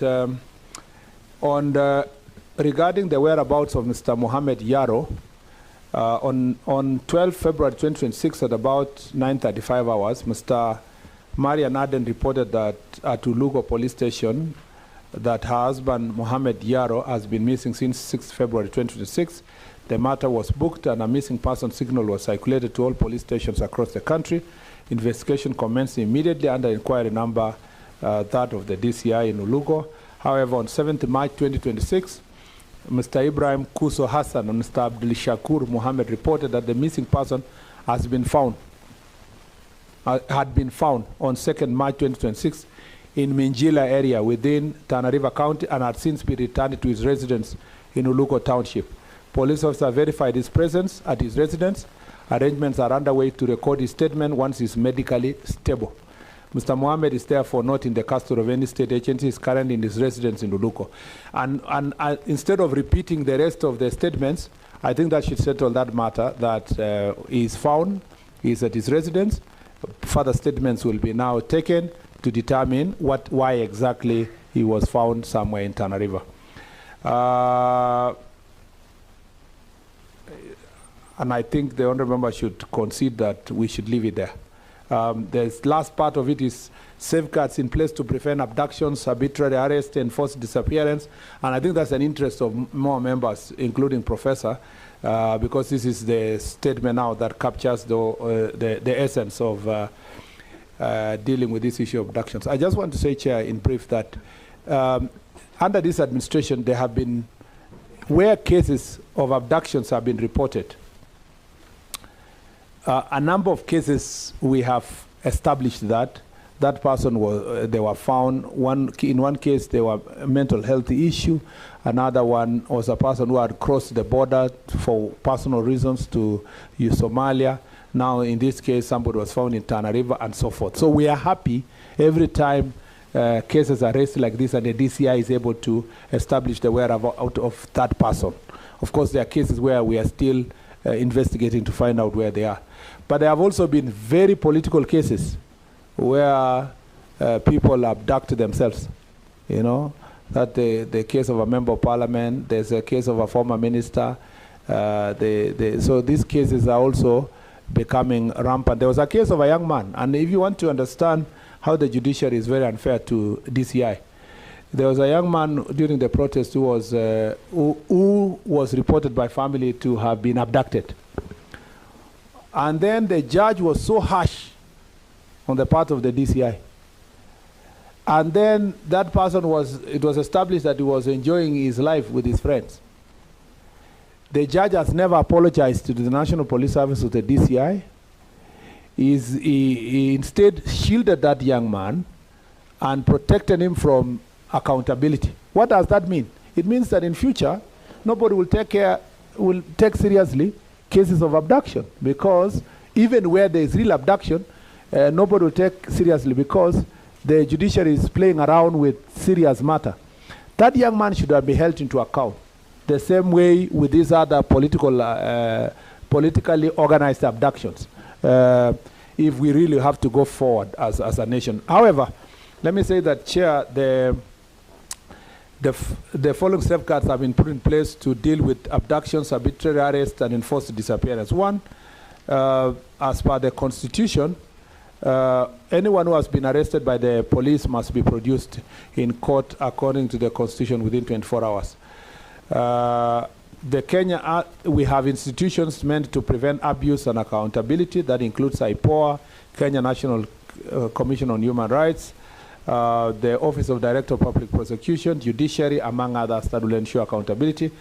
We are also bound by international law, including International Covenant on Civil and Political Rights, Convention Against Torture, African Charter on Human and People's Rights, among others. Police officers are being trained also on these issues, including the current recruits. That suffices for question 1. Question 2 for Honorable Guyo Lubo. No, Honorable. The abduction is for Mr. Guyo Lubo. The Member of Parliament for Isiolo County, has requested to be apprised for abduction of Mr. Guyo Lubo within Isiolo town. And I want to say that Abshiro Guyo Boru reported at Isiolo Police Station on 19 December 2025 that while in the company of victim of Merti near Kina stage in Isiolo town, they were preparing to travel to Ramu in Mandera to purchase goods when a white Toyota Probox motor vehicle bearing KDT registration prefix and carrying 3 occupants approached them. 2 of the occupants alighted, forcibly restrained Mr. Guyo Lubo, bundled him into the vehicle and sped off. The incident occurred very swiftly, preventing the complainant from capturing the full registration details. Members of the public did not intervene due to the speed of which the incident occurred. Investigation commenced immediately. The scene was visited and documented. Complaint recorded. His statement recorded statement. Efforts to identify additional witnesses have not yielded results yet. Efforts also to obtain CCTV footage have been unsuccessful. The DCI is investigating 6 mobile numbers, including that of the victim analysis, and preliminary findings indicate that only 2 calls were made after the incident, and analysis of associated contacts is ongoing. Measures being taken to establish the whereabouts of Mr. Lubo. The DCI is investigating and doing forensic analysis, including the call data records. All necessary resources are being deployed to do so. What do we do in such cases to communicate with the family? The government is implementing several measures, including anti-abductions unit to respond swiftly and investigate abduction cases across the country. Members of public are encouraged also to report to the DCI through Fichua Kwa DCI, and also we need to strengthen community policing for close working relationship. That is the response to the second statement. The third is the statement regarding the rising cases of insecurity in parts of Western Kenya. I think that was asked by Honorable Emase. She's not here and the statement has been provided. Mr. Chair, that should suffice unless the clarification in writing are submitted to us according to your directions. The next one is a statement of the insecurity affecting teacher service in Isiolo Kipsing region by Honorable Mumina Bonaya. Part 1, measures being taken by government to guarantee the safety and security of teachers serving in Isiolo Kipsing region, of course following cases of banditry and the killing of Mr. William Maingi Katobu, who is a 58-year-old deputy principal of Leparua Secondary School. The deceased sustained gunshots, wound to chest, and multiple stab wounds at the rib cage. The body was, and he passed on, and the body was moved to Isiolo Level 4 Hospital. Investigation were commenced. This is a statement that came earlier, so around the time that the incident had just happened. Armed attackers, it was reported that armed attackers emerged from a thicket forest near there, and the deceased was shot. It's also important to note that on the same day there were other related security incidents, including an attack on police vehicle carrying a multi-agency patrol team, which regrettably resulted in the death of an NPR officer.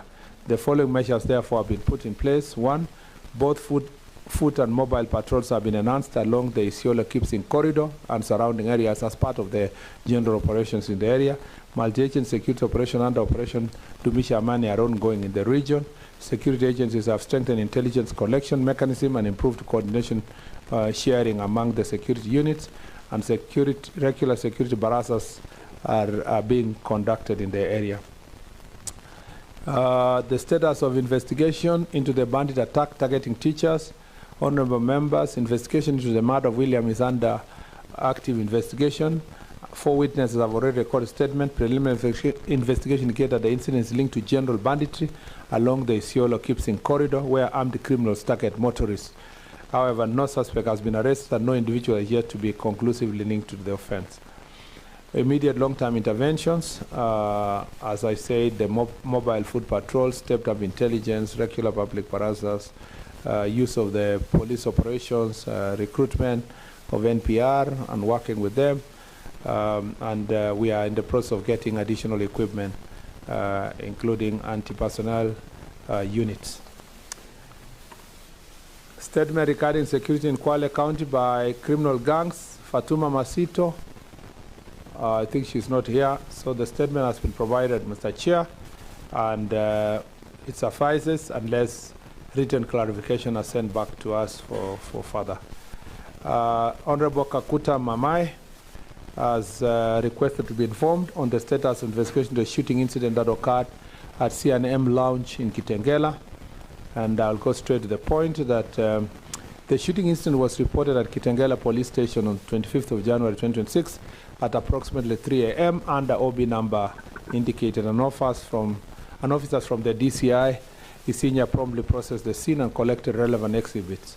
Preliminary investigation indicated that the incident allegedly arose from the confrontation between 2 civilians and police officers. The victim, Mr. Kevin Maseri and Mr. Joseph Musondu, sustained gunshot injuries and was rushed to Saitoti Hospital before being referred to Kajiado Level 5 Hospital. Mr. Kevin Maseri was later referred to Metropolitan Hospital, Buruburu, where he was pronounced dead on arrival. Police file was opened, several witnesses identified, interviewed, and their statement recorded, including individuals captured on CCTV footage. 4 police officers who were armed at the time were also interviewed. The officers surrendered their firearms and ammunition, which were forwarded together with spent cartridges recovered from the scene to the DCI National Forensic Laboratory for ballistic analysis. An autopsy conducted on the deceased to confirm the cause of death as gunshot injuries. Upon completion, the investigation officer recommended murder charges in relation to the death of Kevin Maseri and attempted murder charges in relation to the death of Kevin Maseri against the following suspects. 1, I think the murder was not Kevin Maseri, it was the guy who was together, which is Joseph Casio, yeah. The document should reflect as such. Mr. Samuel Bett, Commissioner of Police, DCI Headquarters. Mr. Vincent Kipkorir, Commissioner of Police, the County Criminal Investigation, Narok County. Boniface Ngove Wambua, Chief Inspector, the Sub-County Criminal Investigation Officer, Mariakani, Sub-County. Abdullahi Wako Elias Moha, Administration Police Constable, the escort to the Governor of Isiolo County. And Amos Yondu Ngumbi, a civilian firearm holder. The police file was forwarded to the office of the DPP for perusal and legal advice, where it's currently pending. Reasons for the delay in prosecution despite recommendation DCI, as I said, the processes are ongoing within the ODPP, and I'm sure the DPP, after finalizing an analysis, will take the relevant legal action. The following measures have been instituted to ensure impartiality and uphold public confidence. Investigations are subject to oversight by IPOA. Officers facing criminal charges are interdicted and upon conviction are subjected to disciplinary action. Officers implicated in this are excluded from investigation to prevent conflict of interest. All suspects are treated equally under the law without preferential treatment. Investigation files are submitted to ODPP for independent legal review and direction. The National Police Service continues to provide updates to the public within the confines of the law. The rest should follow, I think, as in the statement. The next is statement regarding disappearance of Mr. Shukri Hassan. This is a statement by Mandera West MP. He's not here. Mr. Chair, I will take it that the statement be adopted unless there are written clarification. And then statement regarding circumstances surrounding the burial multiple identified bodies at Kericho County Cemetery. Who came up with this statement? Beatrice Kemei, she's not here. And I have addressed also this matter, the DCI, myself, also to the general public, but the statement is here. And for public interest, 3 persons were charged in regard to this, and the rest of the processes are ongoing. So the statement be adopted unless Mrs. Kemei, Honorable Kemei has specific clarification. Statement into the death of Ms. Bridget Njoki Wainaina in response to a question by Mashiwa Waitaka, who is here, member of Kiambu Town. I'll go straight to part 1 of the statement. Honorable members, at the outset, I wish to extend the ministry's sincere condolences to the family of the late Bridget. We recognize the profound grief and the loss of life under such distressing circumstances, and I assure this committee that the ministry is fully committed to ensuring transparent through an expeditious pursuit of justice. Transparent, thorough, and expeditious pursuit of justice. Honorable members, 7th July 2025, a report was filed at Ndumberi Police Station indicating that a juvenile, Ms. Bridget Njoki Wainaina, had sustained a gunshot injury from a stray bullet while inside her family residence at Goini in Ndumberi. She was immediately rushed to St. Bridget Hospital, Kiambu, where she succumbed to her injuries while undergoing treatment. Upon receiving the report, officers from Ndumberi Police Station proceeded to the hospital where they confirmed the minor was sustained a gunshot wound to the head. The scene was processed and documented. The body was moved to the mortuary pending an autopsy. The DCI Kiambu is to open the inquiry file, commence investigation. Subsequently, IPOA assumed jurisdiction over the case. On July 2025, 9th, a post-mortem examination was conducted at St. Teresa Hospital, Tindikwa. The procedure was witnessed by representatives from the family, police, officers, IPOA, and the Kenya National Human Rights Commission, Kenya National Commission on Human Rights, and Vocal Africa. The cause of death was confirmed as traumatic brain injury due to penetration of gunshot wound, and the recovered bullet head was handed over to IPOA as an exhibit. IPOA took over the investigation, was provided with all the relevant documentation and evidentiary exhibits. The investigation is currently ongoing. The steps being taken to expedite conclusion of for the crime scene investigation team has already completed the necessary processing and document of the scene. Following this, family was granted full clearance to access the premises and restore their home to a habitable condition. Measures put in place by Ministry to strengthen firearm regulation. There is a robust licensing and vetting framework. We have a forensic and technical oversight processes. There's internal national police service controls, which includes centralized firearm register, strict operational issuance, regular armor inspection, disciplinary accountability. Plans put in place by service to provide support to the Wainaina family. While the ministry does not have a statutory mandate or dedicated scheme to directly offer compensation for victims of crime, we fully respect the right of the aggrieved. We encourage the next of kin to seek legal redress through the court of law as provided for under Constitution. But the ministry remains available to facilitate judicial process by ensuring all investigation findings are accessible. Investigative findings are accessible for the interests of justice. There is also an ongoing process for compensation of victims of violence with Kenya National Commission on Human Rights. I think that will help in the process also in this situation. Statement regarding security in Kandui by John Makali, whom I'm not seeing Honorable Makali here, so the statement be adopted as it is. The statement regarding encroachment and attempted establishment of multi-agent security installation within Marsabit County. That is by Honorable Professor Jaldesa. I'll go straight to the answer. A report on the basis under which Wajir County Security Team undertook actions that appear to alter disregard the established administrative boundary. The multi-agency installations located in Tito sublocation, Lokolei South location, Basir Division, in Elders sub-county, Elders constituent Wajir County. The residents of the area are voters in the polling station that is provided for here. Yes, Prof.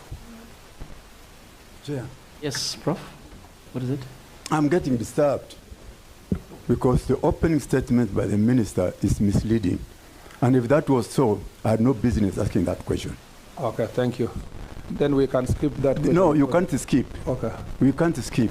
But when your office is fed with false information by the people who are being accused, and now they make you... Can we go through the question first? The answer? No, but the opening statement... Chairman, with your indulgence, Professor, let the minister go through his response, and then you are going to ask the question. I have no interest on this question, so I'll read it as provided. Maybe for clarity, members, because of pressure of time, what we decided, we let the minister go through all the questions, considering even majority of members are not here. Yeah. Then now we take the remaining few minutes, members who probably not satisfied, who want to have a follow-up, engage the minister. So I am saying that that one, yes, in Basir ward of Wajir County. The area has been identified as a major conduit for arms, narcotics, and human trafficking, as well as a staging area for OLF. Consequently, following several deliberations by Wajir County Security Intelligence Committee and the Northeastern Regional Security Intelligence Committee, and submission during Jukwaa Usalama, where I was personally, it was noted that due to the challenges encountered in terms of long distance, rough terrain, armed militia, and compromised community leaders and government officials, there was need for a multi-agency facility at Basir to enhance security coverage. Indeed, during the Jukwaa Usalama Forum of 24th September 2025 in Wajir County, it was noted that there is need to set up a multi-agency center at Basir to curb arms, narcotics, and human trafficking. Wajir County Security Intelligence Committee deliberated on setting up the multi-agency center at Basir, and various minutes have been provided there. The CSI instructed the elders Security Committee to identify a suitable site for construction of multi-agency facility. The elders committee documented the site initially identified as Malka T2, about 4 kilometers from Wajir Marsabit boundary, drew opposition from the residents of Marsabit, who alleged that the area was within Marsabit County. A joint meeting of the elders and Marsabit County and Sololo security team in Marsabit County was held on 9th of January this year at the SEC boardroom in Basir. Various resolutions were made, and the Sololo team requested for 30 days to enable them to sensitize their community on the multi-agency facility. However, no feedback was received from the Sololo team. On the Wajir County security team, hence instructed the elders security team, sub-county security team, to identify an alternative site which is not contested.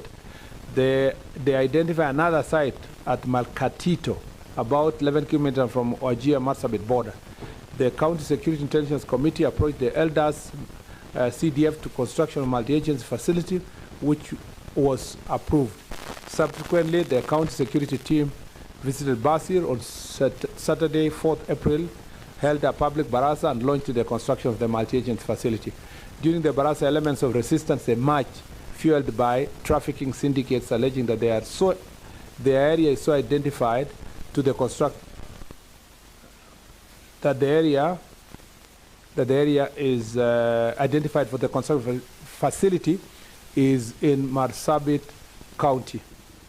The source of funding for the proposed multi-agency security project, let me just say this, Chair, because I've been handling this issue, including today, okay, including yesterday. I have told the long and short, apart from all this statement, the long and short, I've told the regional security team of Northeastern and the regional security team of Eastern to halt the construction for now and do more barazas. Ordinarily, a multi-agency security issue, it doesn't, okay, for us, it doesn't matter which constituency it is or which county.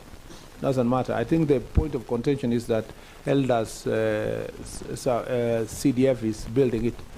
I would be very happy if we can stop Elder CDF and the Sololo one build, because it doesn't matter for us. The problem is that there's a challenge in that corridor. of OLF, of trafficking, and all those kind of issues. So I've told the security team to stop the construction for now, go to the site again, do the consultation they do have. If it falls within Marsabit and the area identified is still relevant for security team, then the Marsabit site should help us construct the CDF. Or to avoid even all this issue, maybe Moyale MP should give half of the money, or we give you also something, give you something else to build there. Because, you know, Mr. Chair, we are struggling here trying to persuade members of parliament, national government to build security installations. Whereas there are two constituencies fighting over how to construct the security, whatever. I will assure you that we will manage the security installation. It's not be managed by local community. And it doesn't matter whether it's in Moyale or it is in Elders constituency. Let me proceed so that all the responses will be raised with the others. Statement regarding encouragement and attempted establishment of multi-agency security installation, and I've already, that was the statement, right? The one for Elders. Then the next is a statement on insecurity in Samburu. You go to Samburu, yeah. I know Marsabit is heavily represented here. I know them. Samburu as well, Mr. J, because I'm looking at the time. Yes. We will go to 2 o'clock if I don't summarize all of them so that everybody's given a, yeah. But I'm asking the Marsabit team, hold your horses. Okay. I know, actually, I know. You know, even I personally took personal initiative to even engage Kenan. Yeah. And I know the contention where it is. Yeah. So just hold your horses. Let's address the Samburu. Then you're not many. Yeah. And the Meru team is heavily in the house as well. I'm seeing even Dikiri is there. So just rush through. Although we don't have Meru statement. No, they're at conflict. Oh, Meru and Samburu. No, Samburu one came on its own earlier. You will get to know. Okay. I don't know. Okay, let me read this. That circumstances surrounding. This is a statement from County Member of Parliament, Honorable Paul Lenguris, and I'll go straight to the answers. The circumstances surrounding the attack in Lorian Village, Samburu County, which led to the murder of Mr. Anthony Lenaper, including the reasons for the failure of police to forestall attack. Honorable members, on 13th April 2026, the chief of Murijo area, and I've been to this area, reported Marty of a shooting incident in Lorian. He stated that the unknown armed bandits had attacked Samburu herders alongside National Police Reserve. The raiders had engaged Samburu herders in a fierce shootout and made away to approximately 500 sheep and goats belonging to several families. Regrettably, one Samburu herder, Mr. Anthony Lenaper, sustained fatal gunshot injuries. The scene was secured and processed, and body was moved to Samburu County Referral Hospital. On 14th April 2026, a postmortem examination established the cause of death as cardiorespiratory arrest due to excessive bleeding resulting from the 2 gunshot wounds. Investigation of the incident commenced immediately, and the DCI Samburu North opened an inquiry file. The matter remains under active investigations. Measures being taken to apprehend the perpetrators. Following the attack, police officers and NPR personnel immediately pursued the attackers, leading to the successful recovery of 150 sheep and goats. Additionally, multi-agency security team have intensified collaboration with local communities and community elders to generate actionable intelligence. These efforts are aimed at identifying and apprehending suspects, as well as facilitating the recovery of remaining stolen livestock. Operations in the affected and surrounding area ongoing. The ministry has undertaken the following immediate interventions: intelligent catering, mobile, Nini, Barasas, the standard issues that I've read earlier. The long-term strategy in place to curb recurring banditry, cattle rustling. We are working on getting additional police officers in that area as soon as the recruited and officers being trained is done. The ministry is planning to recruit and train additional NPR to complement the regular police. We are in the process of acquiring additional anti-armored personnel carriers to help also in accessing that area. And there are efforts to improve the security roads for accessibility. The Chair, I think that is the Mombasa Raha, the Chair. roadblocks. I think it should be there. Roadblocks to where? To Lamu or to Mombasa? Chair. The gazettement of the Sergeant at Arms was helping me Chair. on something. Chair, please. Okay. That's all on. Yeah, there was sorting that the Sergeant at Arms was doing on some of them that came later. Now, Honorable Abubakar Talib, yeah, has asked a question on the mounting roadblocks across the country. The Honorable Member requested this information, and I want to put this way. Honorable Chair, there are current excuse me, there are currently no gazetted permanent roadblocks in the country. However, police commanders are authorized to mount roadblocks based on prevailing security needs and operational requirements. The National Police Service have identified specific locations along public roads and major highways where roadblocks may be mounted when necessary as follows. So for Mombasa, you see Busia, Garissa, Wajir, Mandera, all those places. Do I have Mombasa here? No, we have Kwale, in Lungalunga, Lamu, Lamu Central, Lamu West, Tana River, Tana Delta, and so forth. Oh, sorry, number 10 is Mombasa, yes, in Nyali Bridge and Likoni checkpoint area are some of the areas that have been identified. There are also roadblocks that are mounted on an emergency basis during an operation, especially when we are tipped with information that there are trafficking of drugs, persons, or such kind of events happening in any part of Kenya.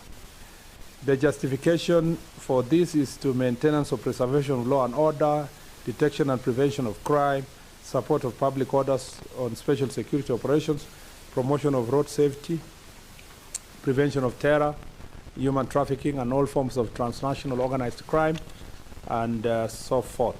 Measures to ensure roadblock operations do not cause traffic congestion. Transition to mobile the measures include transition to mobile patrols, operations with a significant reduction in static roadblocks. Time-restricted inspections, where routine checks are conducted between 9 and 4 p.m. Enhanced command accountability, requiring roadblocks to be mounted only with the express authority of the regional or formation commanders. Increased use of technology, including electronic surveillance, speed cameras, and automated enforcement mechanisms to reduce reliance on physical roadblocks. That one suffices. I don't think there's any other question. Yeah. Which actually is straightforward, one from Kitui West constituency, which on the issue were they supplied to us? Yeah, I mean, was it not supplied? The issue of the vehicles in the sub-counties.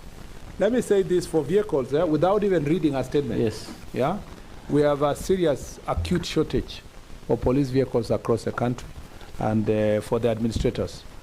It is contributed by the leasing vehicle program as is now over 10 years.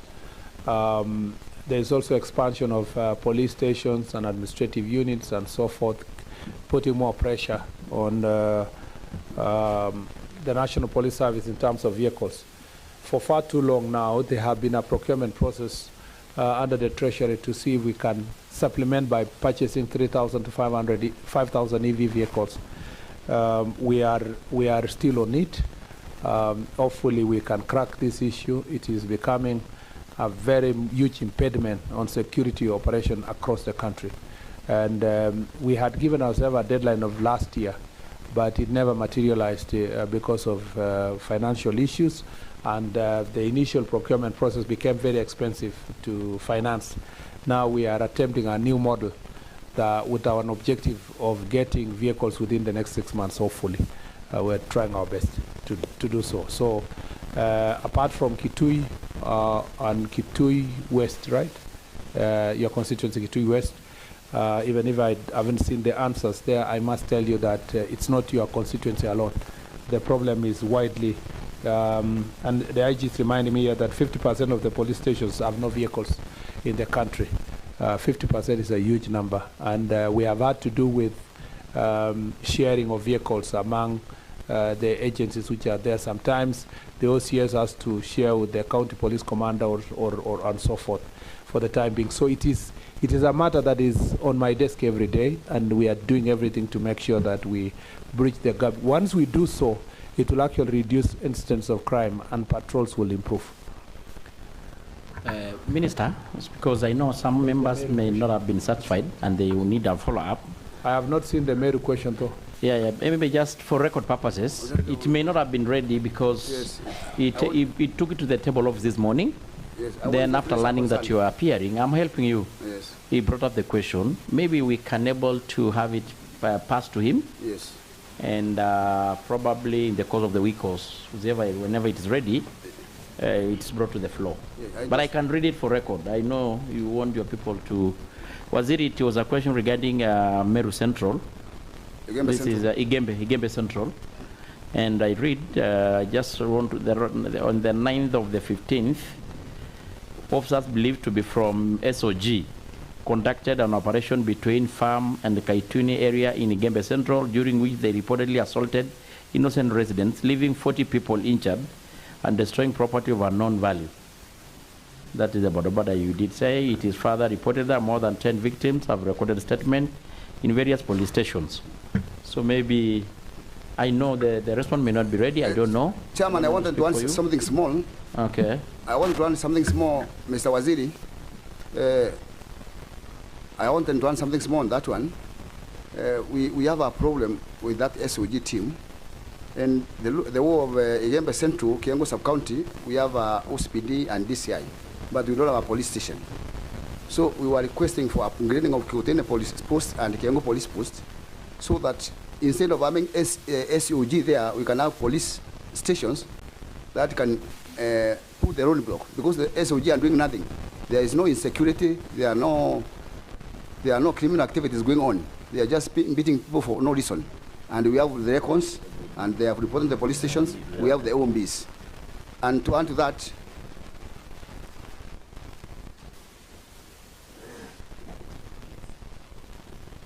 so I was saying, they just invaded the people and beat them without any reason. There were no Maandamano, there were no picketing, there was nothing.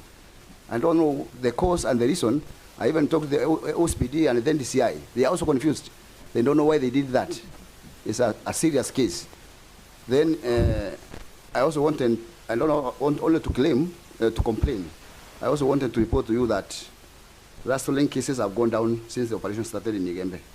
Congratulations for that. Let the operation continue and we'll have peace. But that one for the two police stations, kindly order for the upgrading so that the security can be improved.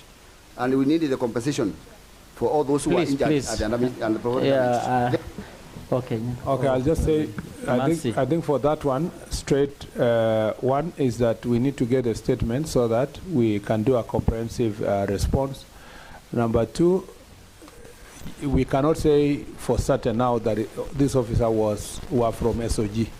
It can only be alleged, because I don't know if you have the power to identify which SOG. Yeah. Number three, more importantly, we are very happy because it is the same SOG that are helping us to achieve your last statement, which is that we trying to deal with the cattle rustling issue. So it's a unit of police officers working multi-agency that have given us great success, and we believe this is just the beginning. In terms of the operation, we think that in the next few months we will achieve even greater success if we continue working together to liberate that area of Meru, Isiolo, all the way to Samburu and Laikipia North. Yes, the Kiango Sub-County has no problem with rustling. So okay. They are not necessary. Chairman. Okay. Chairman. Chair.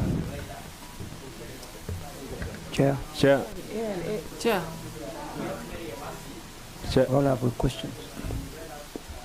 She can only now ask the clarification. Chair, I would like to. I'm sorry, I was a bit late. I was in another meeting. If I may, but I want to just before on a point of order, am I allowed to raise a point of order? Yeah. Mr. Chair, if if you may now open for all the statements, then I will respond one round for all of them. Okay. So that since we have already adopted Mary's Honorable Emase's statement, now she can raise the clarifications on top of it. Yeah. That's what I suggest, and maybe we tend to squeeze. We had agreed that by 1:30 we leave here. Chair, maybe we can. Aduma, please. Chair, Aduma. I also have a point of order. Chair, I'd like to augment some. Aduma. You know how we operate. Thank you, Chair. Chair, I was saying I'm sorry I'm a bit late, but I've quickly looked at the response on my statement, which was about insecurity in Western Kenya, and especially in Teso South, where I had attacks on several businesses and 4 watchmen were killed. But I want to say that the ministry, your ministry officers have done a good job. One of the suspects was arrested, and a very critical one, because that is the one who was showing his co-accused the shops to be attacked, and it could be seen on CCTV. But my biggest problem is, you've addressed this, you've said on the vehicles. 3 of my police stations do not have vehicles. So even when these officers are called, they're working under very difficult conditions. Being able to respond to these emergencies is a big challenge. Probably if you could tell us for how long we need to wait, even if we could get 2 vehicles. In Teso Central and Teso South, even the town station, I was with the OCS who just came the other day. He does not have a vehicle. That would really help us. But security has stabilized, and we are very happy. All the people want to see is that all the 3 who attacked shops and killed innocent watchmen in Teso South, that all of them are arrested. But I just wanted to say you have done a good job, and the people are happy. At least something is being done about the attacks on the people of Teso South. Thank you. Because of pressure of time, Waziri, I would suggest like this. Of course, seemingly, the very sensitive issue of Marsabit is not satisfactory. Maybe they will do a follow-up. I don't know how, maybe one of them. Then Kakuta, then we have Samburu, then Umi. I think yours was a straightforward. Roadblock seems everybody. So I don't know whether 1 minute each. 1 minute each. And go to the question, not comment, not compliment. And Nakuru County, you didn't ask any question, please. No, we are not adding any question. Please. You are a member of this committee. We can call the minister, or we can call any other day, any other time. Nyense, I think yours was a straightforward. It's just one point that he said they can actually borrow from OCS, but there is no vehicle even for the DCC, for base commander. There is no vehicle at all. So you can't get any vehicle from the DCC. Yeah. So mine, I think it's a special case. Go to Marsabit, then go to Nakuru, Samburu, then you go Kitengela. Kiambu. You didn't have a question. Dikiri. No, but which question? Which question? You are a senior member. Sorry? Order. Kiambu, after that. Chairman Kiambu. Chair Kiambu. Me. So, Waziri, I know you have used discretion. The Marsabit, the Samburu, Kiambu, the Kitengela, the Kiambu. That's what we are not adding any new questions. Please. The roadblock, the issue of these MP colleagues. Yes, okay. Waziri. Okay. Now. So, no, go on. Marsabit, then we go Samburu, then we go Kitengela, then we go Umi, then. Thank you, Chair. Okay. Thank you, Chair. To put the record correct, I have a map of the site on which I want to table and show to the Minister and the Chair that site that is being discussed is well within Marsabit County. And there is no negotiation about it. It is within Marsabit County. And there's no way in which Elders constituency, CDF, will build something in another county, in another constituency, when we know Elders is one of the most underprivileged, least developed constituencies in northern Kenya. Mr. Chairman, the report, I don't know whether I want to disregard the statement which was written and go for the summary given by the minister, the CS, in that the construction work will stop forthwith, and that we shall be able to negotiate with the minister as to whether, as the Marsabit County team, will be able to do that work, and we shall decide to do it in a place where we think it's appropriate. Chairman, in 2023, May, I requested for a police post in that area. And the reason why that police post was not provided was because there are no enough police officers for deployment. Now, I'm just surprised that when Elda's MP wants something, you want to give them a multi-agency, yet when we requested, you are not giving us. So, Waziri, I am glad you said that work should stop and people should vacate, because it's an occupation, it's an act of occupation of another person's territory. And for your information, that area is very, very sensitive. You remember the tribal clashes which we used to have in that area. The last time we had clashes was around 2021. I'm happy that since I came to Parliament, the place has been peaceful. This incident, which may look very small, has actually started peaceful coexistence among the people. And if you are not careful, it will lead to some disruption of peace, it will lead to conflict and bloodshed. It should not be taken lightly. I know the MP that we are accusing was accused by Mandera, Wajir South, no, Wajir West, Tarbach, and Wajir North. We need to rein in the members of parliament who have no respect for rule of order. When the speaker ordered on Wednesday, that you come here. Professor, you have made a point. No, because I want to table Naomi this. Want to ride. I know. I want to table this. This will be part of the record. Yeah. And Waziri, to be honest, I even personally met Kenan, and he admitted what was going on is within Mandera. Within Marsabit. Marsabit. We have agreed that both security teams halt the process, do a local barasa there, agree on the way forward, which is not going to cause us any problem. Waziri, we have no business to discuss security matters with the Wajir team. We have business with to the discuss... team, the security team. No, the Professor. security team, Wajir, you see, like when that statement said that the Sololo people did not report back, the Sololo security team are not under the... They are not answerable to Wajir Security County Committee. I think the minister is within his power to know how the security matters are managed. So Naomi, 1 minute. Unlike county government, all national security teams are only answerable to one center. So I understand the struggle to combine both security issues and boundary issues, and because it is we are using CDF to build. Point of order, but let us agree from the barazas, we will now have an amicable direction on this issue. Okay, let's have Naomi to write on. Yeah, 1 minute. thank you. Just 1 minute.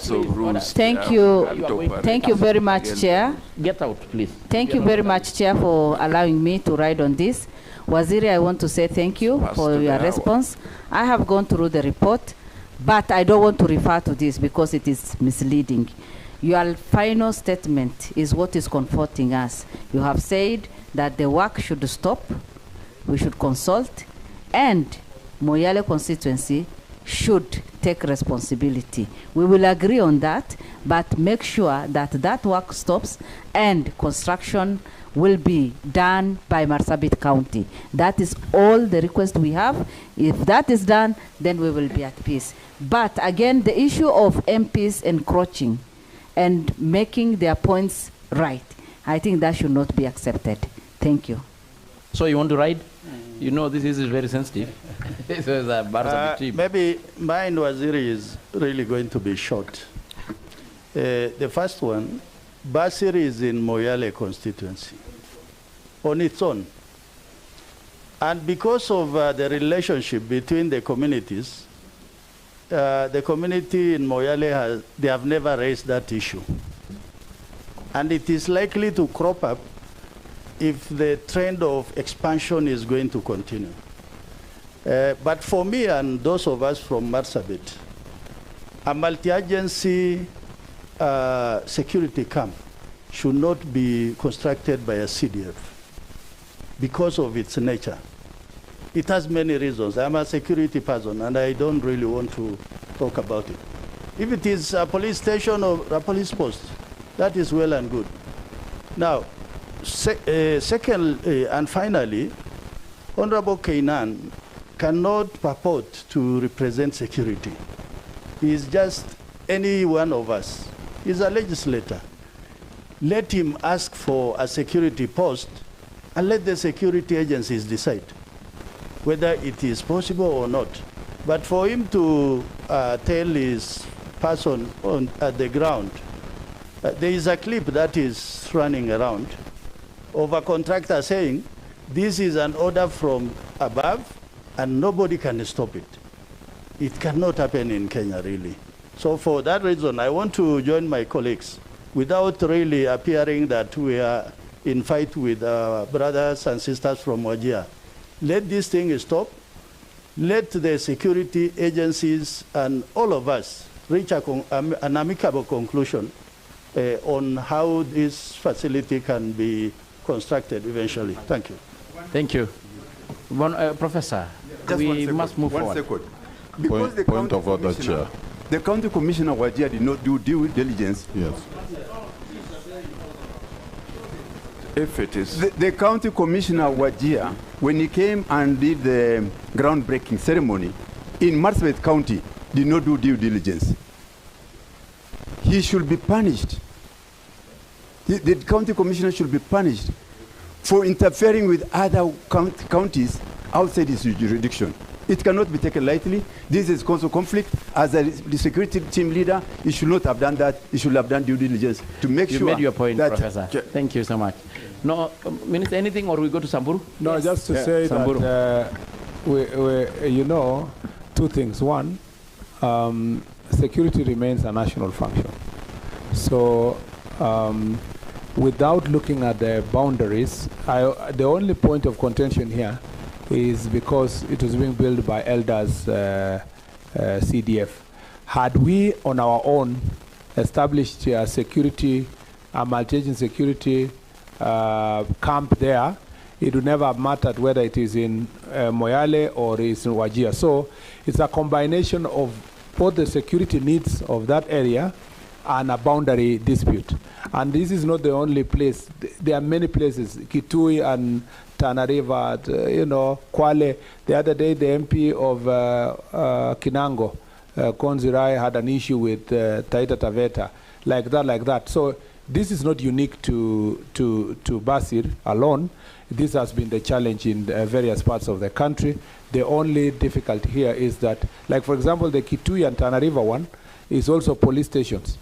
And about 8 police stations built by county government of Kitui, and then the neighboring county is contesting and causing problems within those police stations. So it's not unique to that place. The best thing is to look at a separation of boundary and county power, because even us moving does not answer the question of boundary. That we will leave it to another process.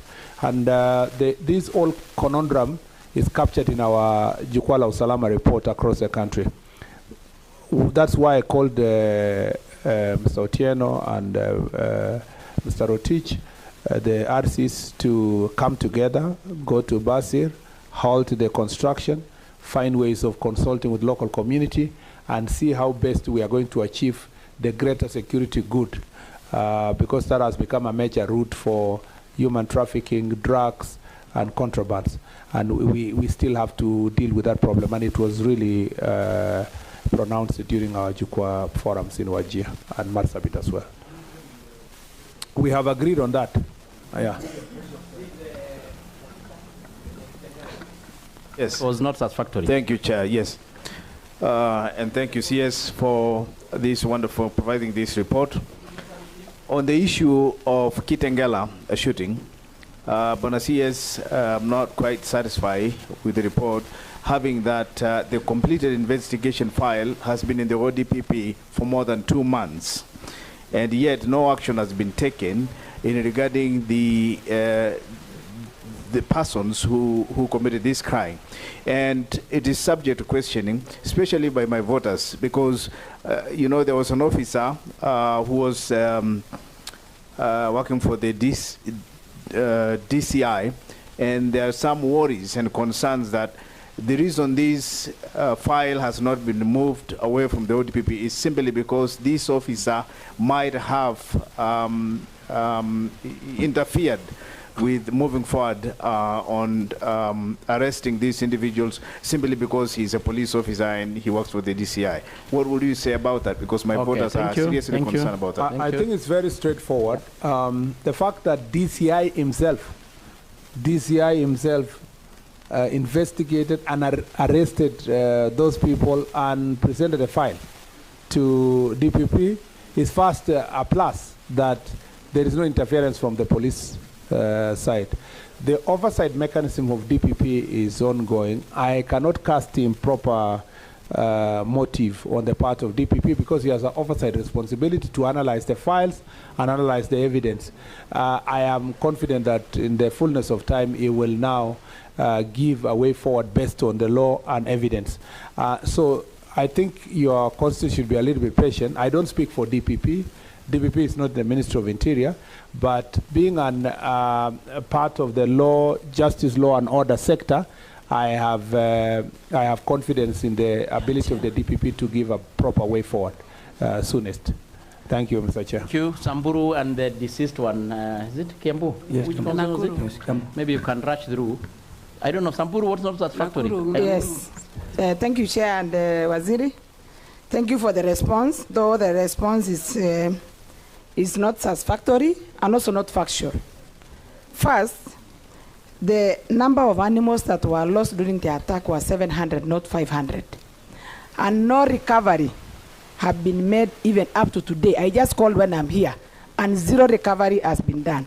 So whoever responded to you, Waziri, you need to tell them to give us the correct report. And please put some effort. I'm seeing the ministry recovering animals from other counties through cattle wrestling. But I don't know what happens, because any animal that is lost from Samburu to another county, none of it can see its way back. So kindly, we need to help those people recover the animals, because their families have been left in very desperate position. All the animals have been taken and the herder was killed. Waziri, and then also on the hotspot areas, you know Samburu very well, I'm sure. And you mentioned along Baragoi, Maral, Baragoi, Lorian, and Barsaloi. But there are areas that are always disturbed. Every day, even yesterday, there were shots.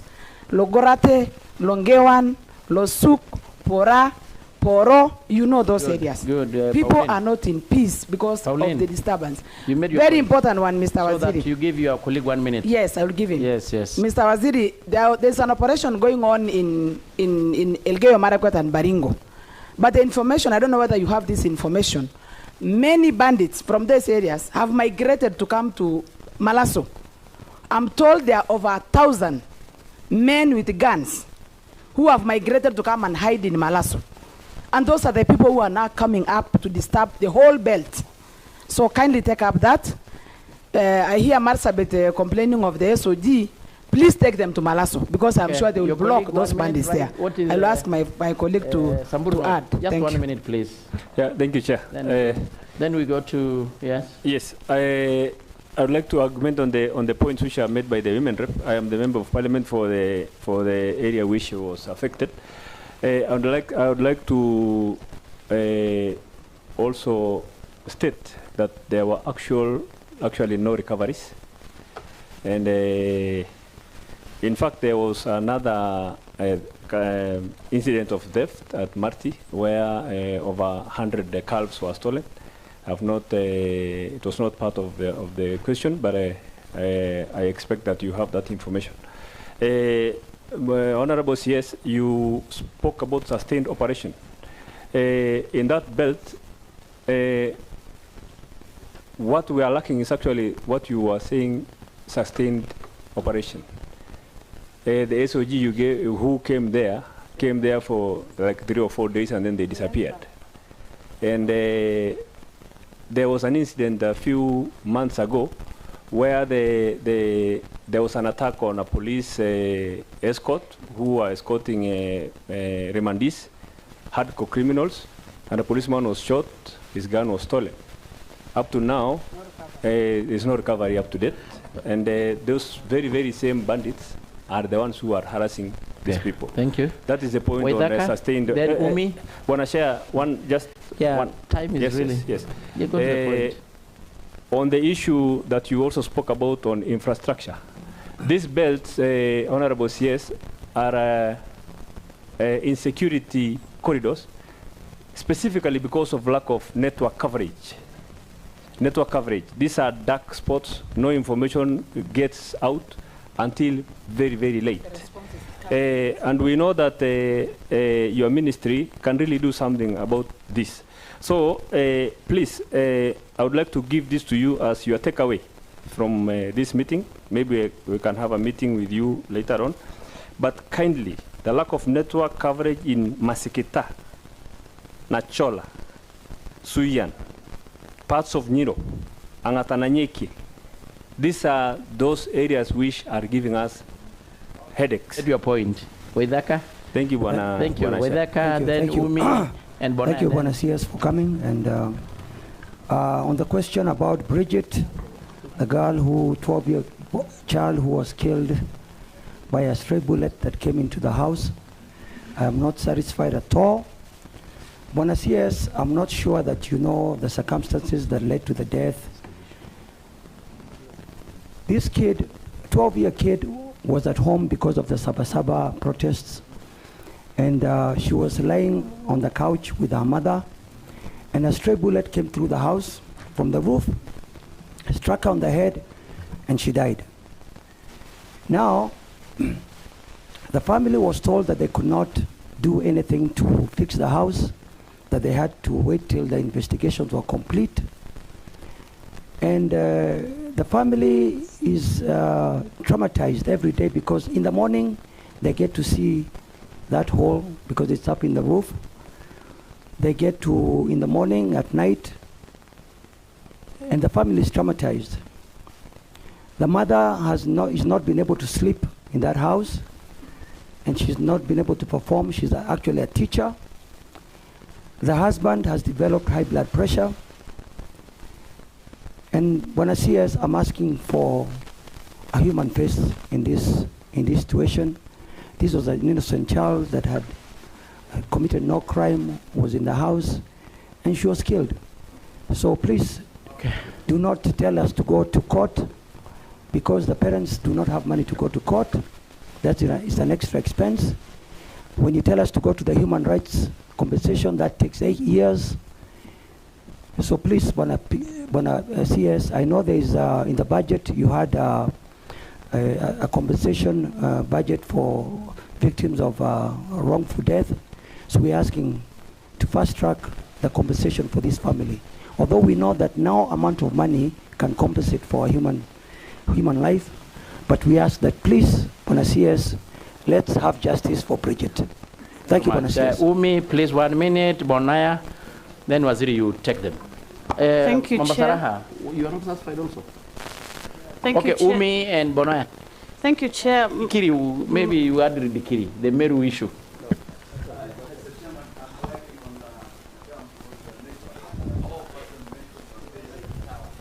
Thank you. Thank you, Chair. Thank you, Waziri. I have heard your response. And those young men were released immediately. Mohamed Yero was released, I think, after a week. Samburu, we literally did a police chase with them. We were rushing after them until they dropped them there off. He's now critical and heading to India for treatment. So, Waziri, my question is it the police who are abducting these young men? Who is doing it? Because sometimes we are worried. Are we facing people who are within the police so that we know at least these are the officers on duty, or are these people hiding behind unmarked vehicles? Because that's the crisis that we have. And we still have Abdinasir Khalid Ahmed missing, Abdirazak Yale still missing, and Abdisamad Ahmed Boruka still missing. So that's something we need to know so that it can provide a final solution to this problem. And then finally, on the issue of the border, the roadblocks, Modica has been advertised in Garissa to have a roadblock. The crisis we have today morning is that a young man has been killed by an officer allegedly named Chalo, who was transferred from Garissa station to Balambala station.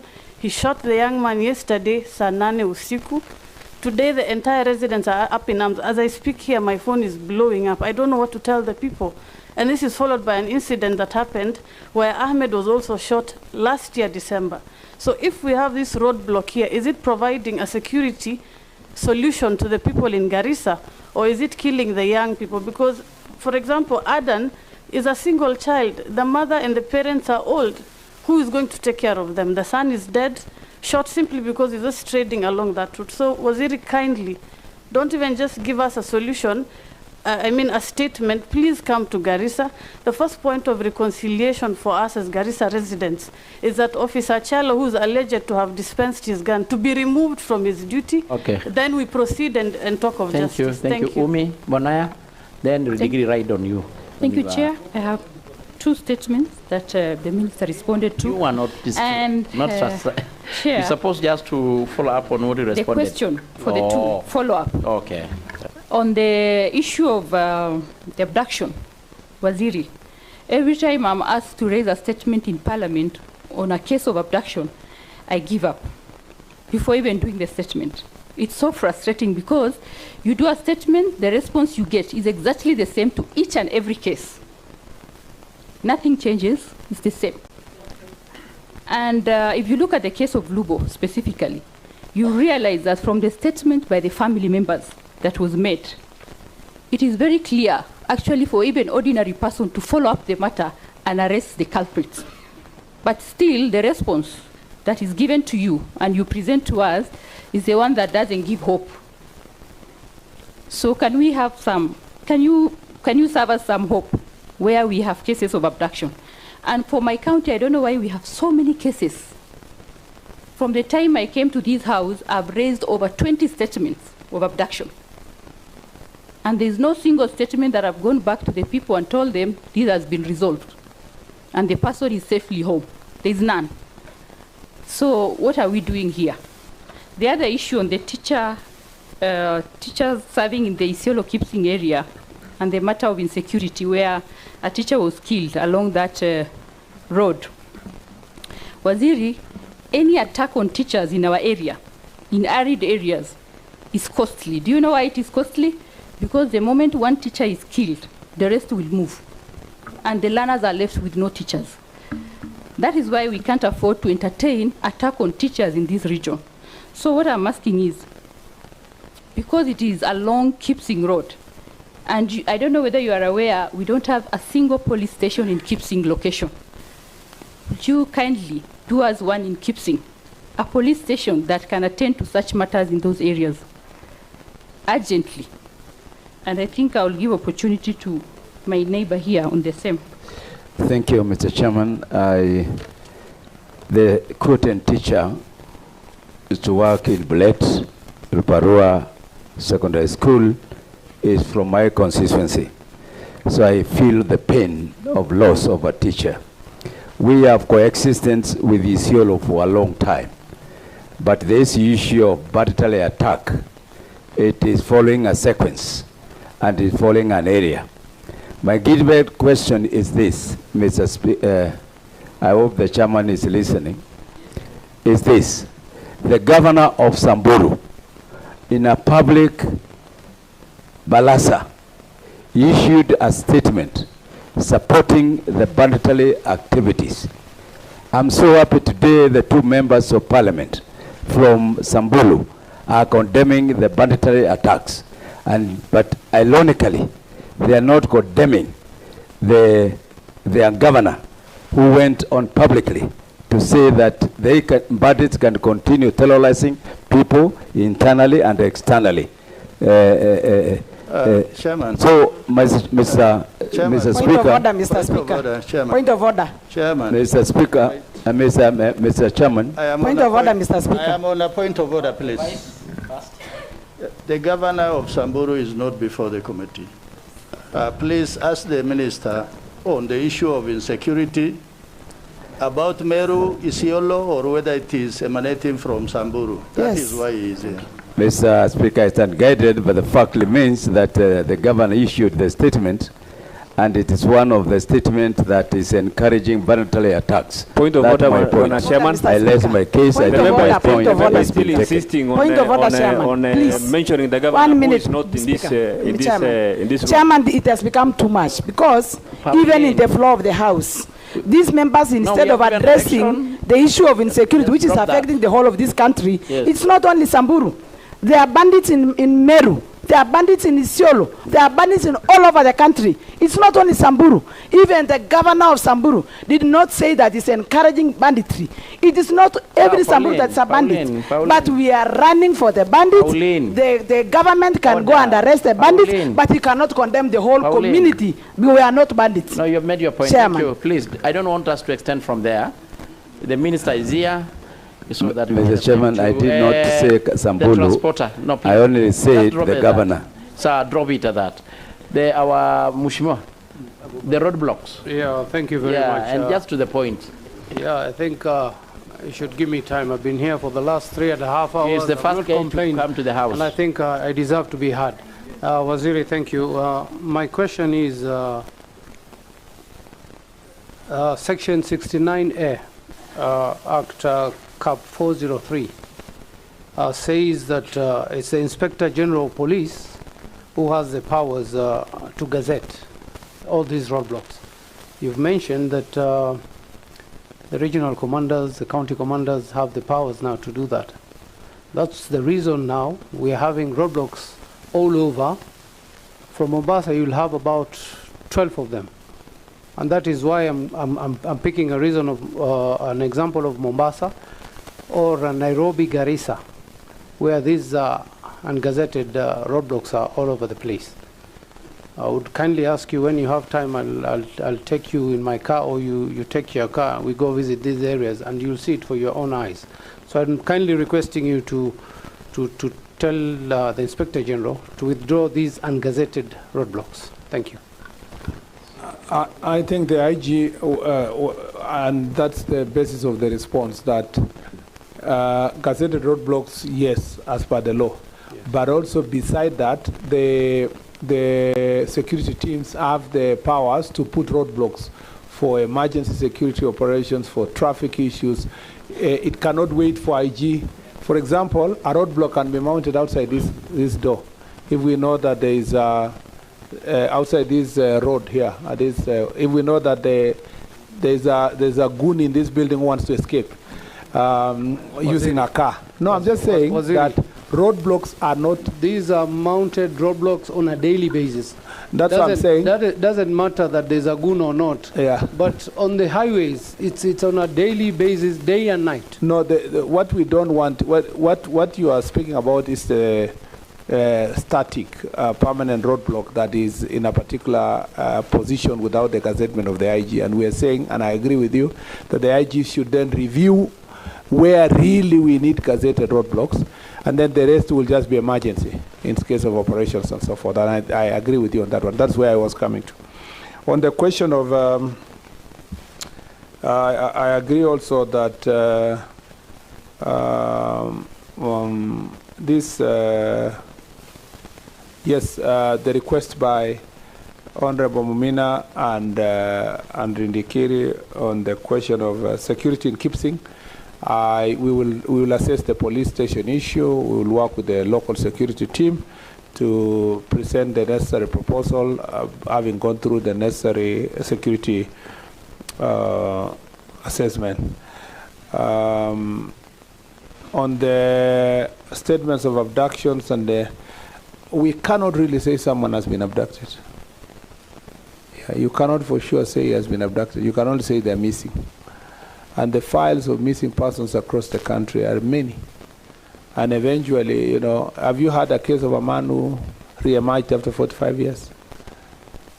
On a serious note, there are people who are missing, but not necessarily because of abduction or there are some people who are missing because they just have mental health challenges, like the cases that I submitted in Parliament the other day of a man who used to work with Huduma Center, and he was an Angao officer.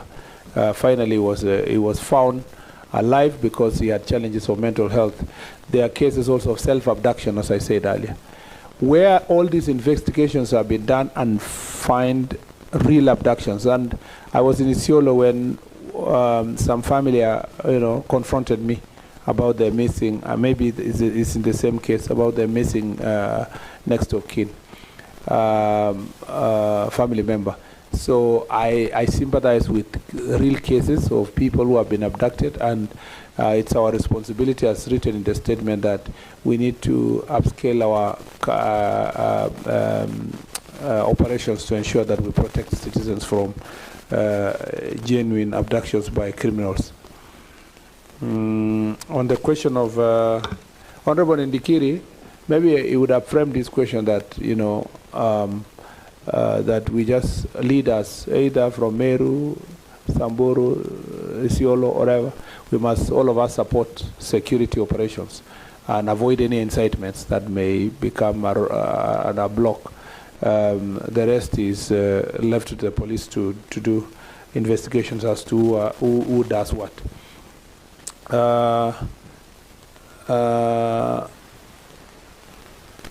I take up the challenge by Honorable Umi to visit the area and listen to his issues, some of which were raised in my last visit, but I have no problem coming again to Garissa to also assess security issues in the area and support the security team by making sure that they make the necessary decision and support them policy-wise, whether resource-wise or gazetting a particular person, legislative-wise, to support that area.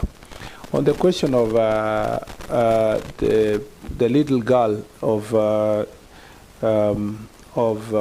Kiambu Town, Honorable Mashua, I think it's important for you to know that what it means when we say IPOA is investigating is so that it removes the police, the IG, and the DCI here from that investigation, because police were suspected to have caused the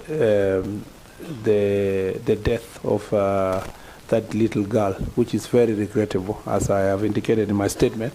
So I think IPOA is struggling also with a number of investigations because of budgetary allocation. Parliament should look at ways of ensuring that IPOA is given better budgetary allocation so that they can complete these cases expeditiously. On the question of compensation, I told you, unless someone goes to court for compensation, and we have those cases of compensation being brought to us, there is no policy framework for compensation. However, you remember under the broad-based arrangement, there was a 10-point agenda where compensation was one of them. And as a result of that agenda, 2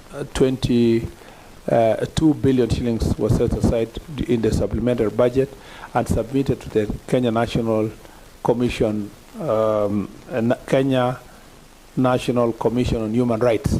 That's what I was trying to tell you, that now that is the body that's going to carry out the 2 billion compensation for victims of violence, protests, and so forth. And we believe that should happen in the shortest time. I'm sure His Excellency the President will be giving directions to the nation as to the extent of the work that has been done by Kenya National Human Rights Commission. I'm aware of what's going on, and the budget has been provided using the supplementary. So we should, baby Bridget should be families, that family should be part of those who are going to benefit from the compensation.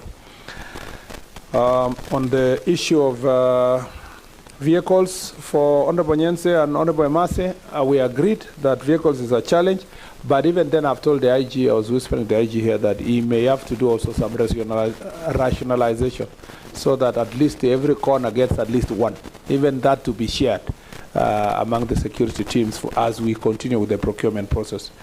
On the question of numbers, failure to recover livestock, and hotspots in Samburu, including Malazo Valley, network coverage. I thought the Member of Parliament of Samburu North, my friend, Letipila, should have also thanked me first to say, okay. I say thank you, yeah. Honorable CS, yeah. for the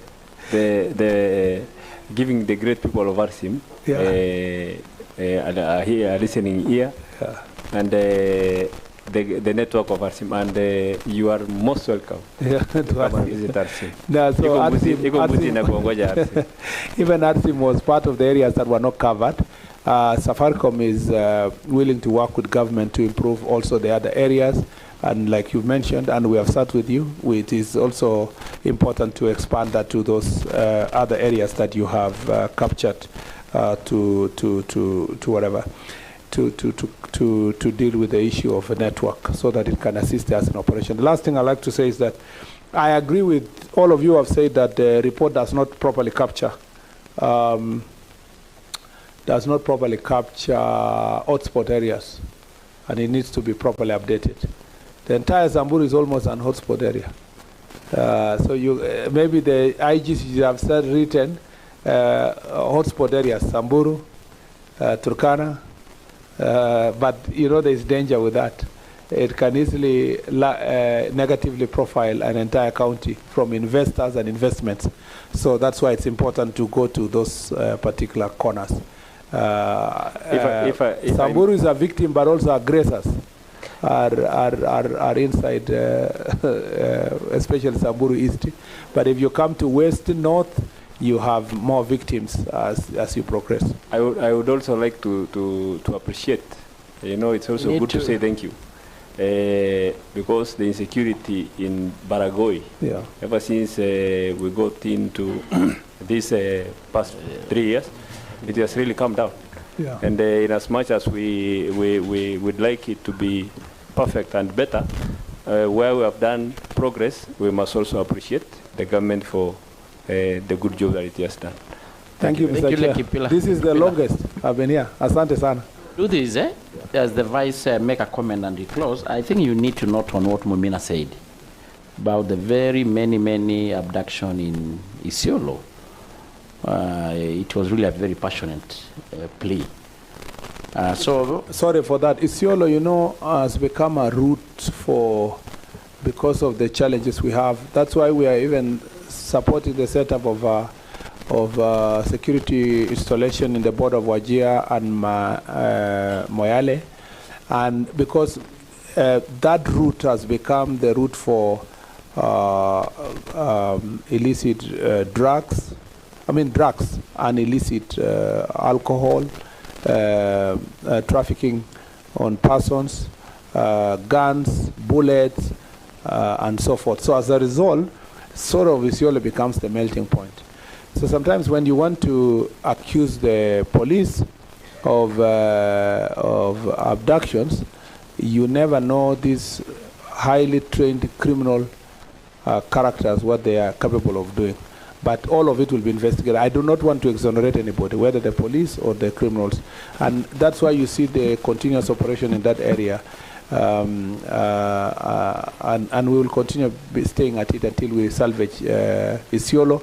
That was the chair mentioned the unpleasant experience for the Speaker of the National Assembly.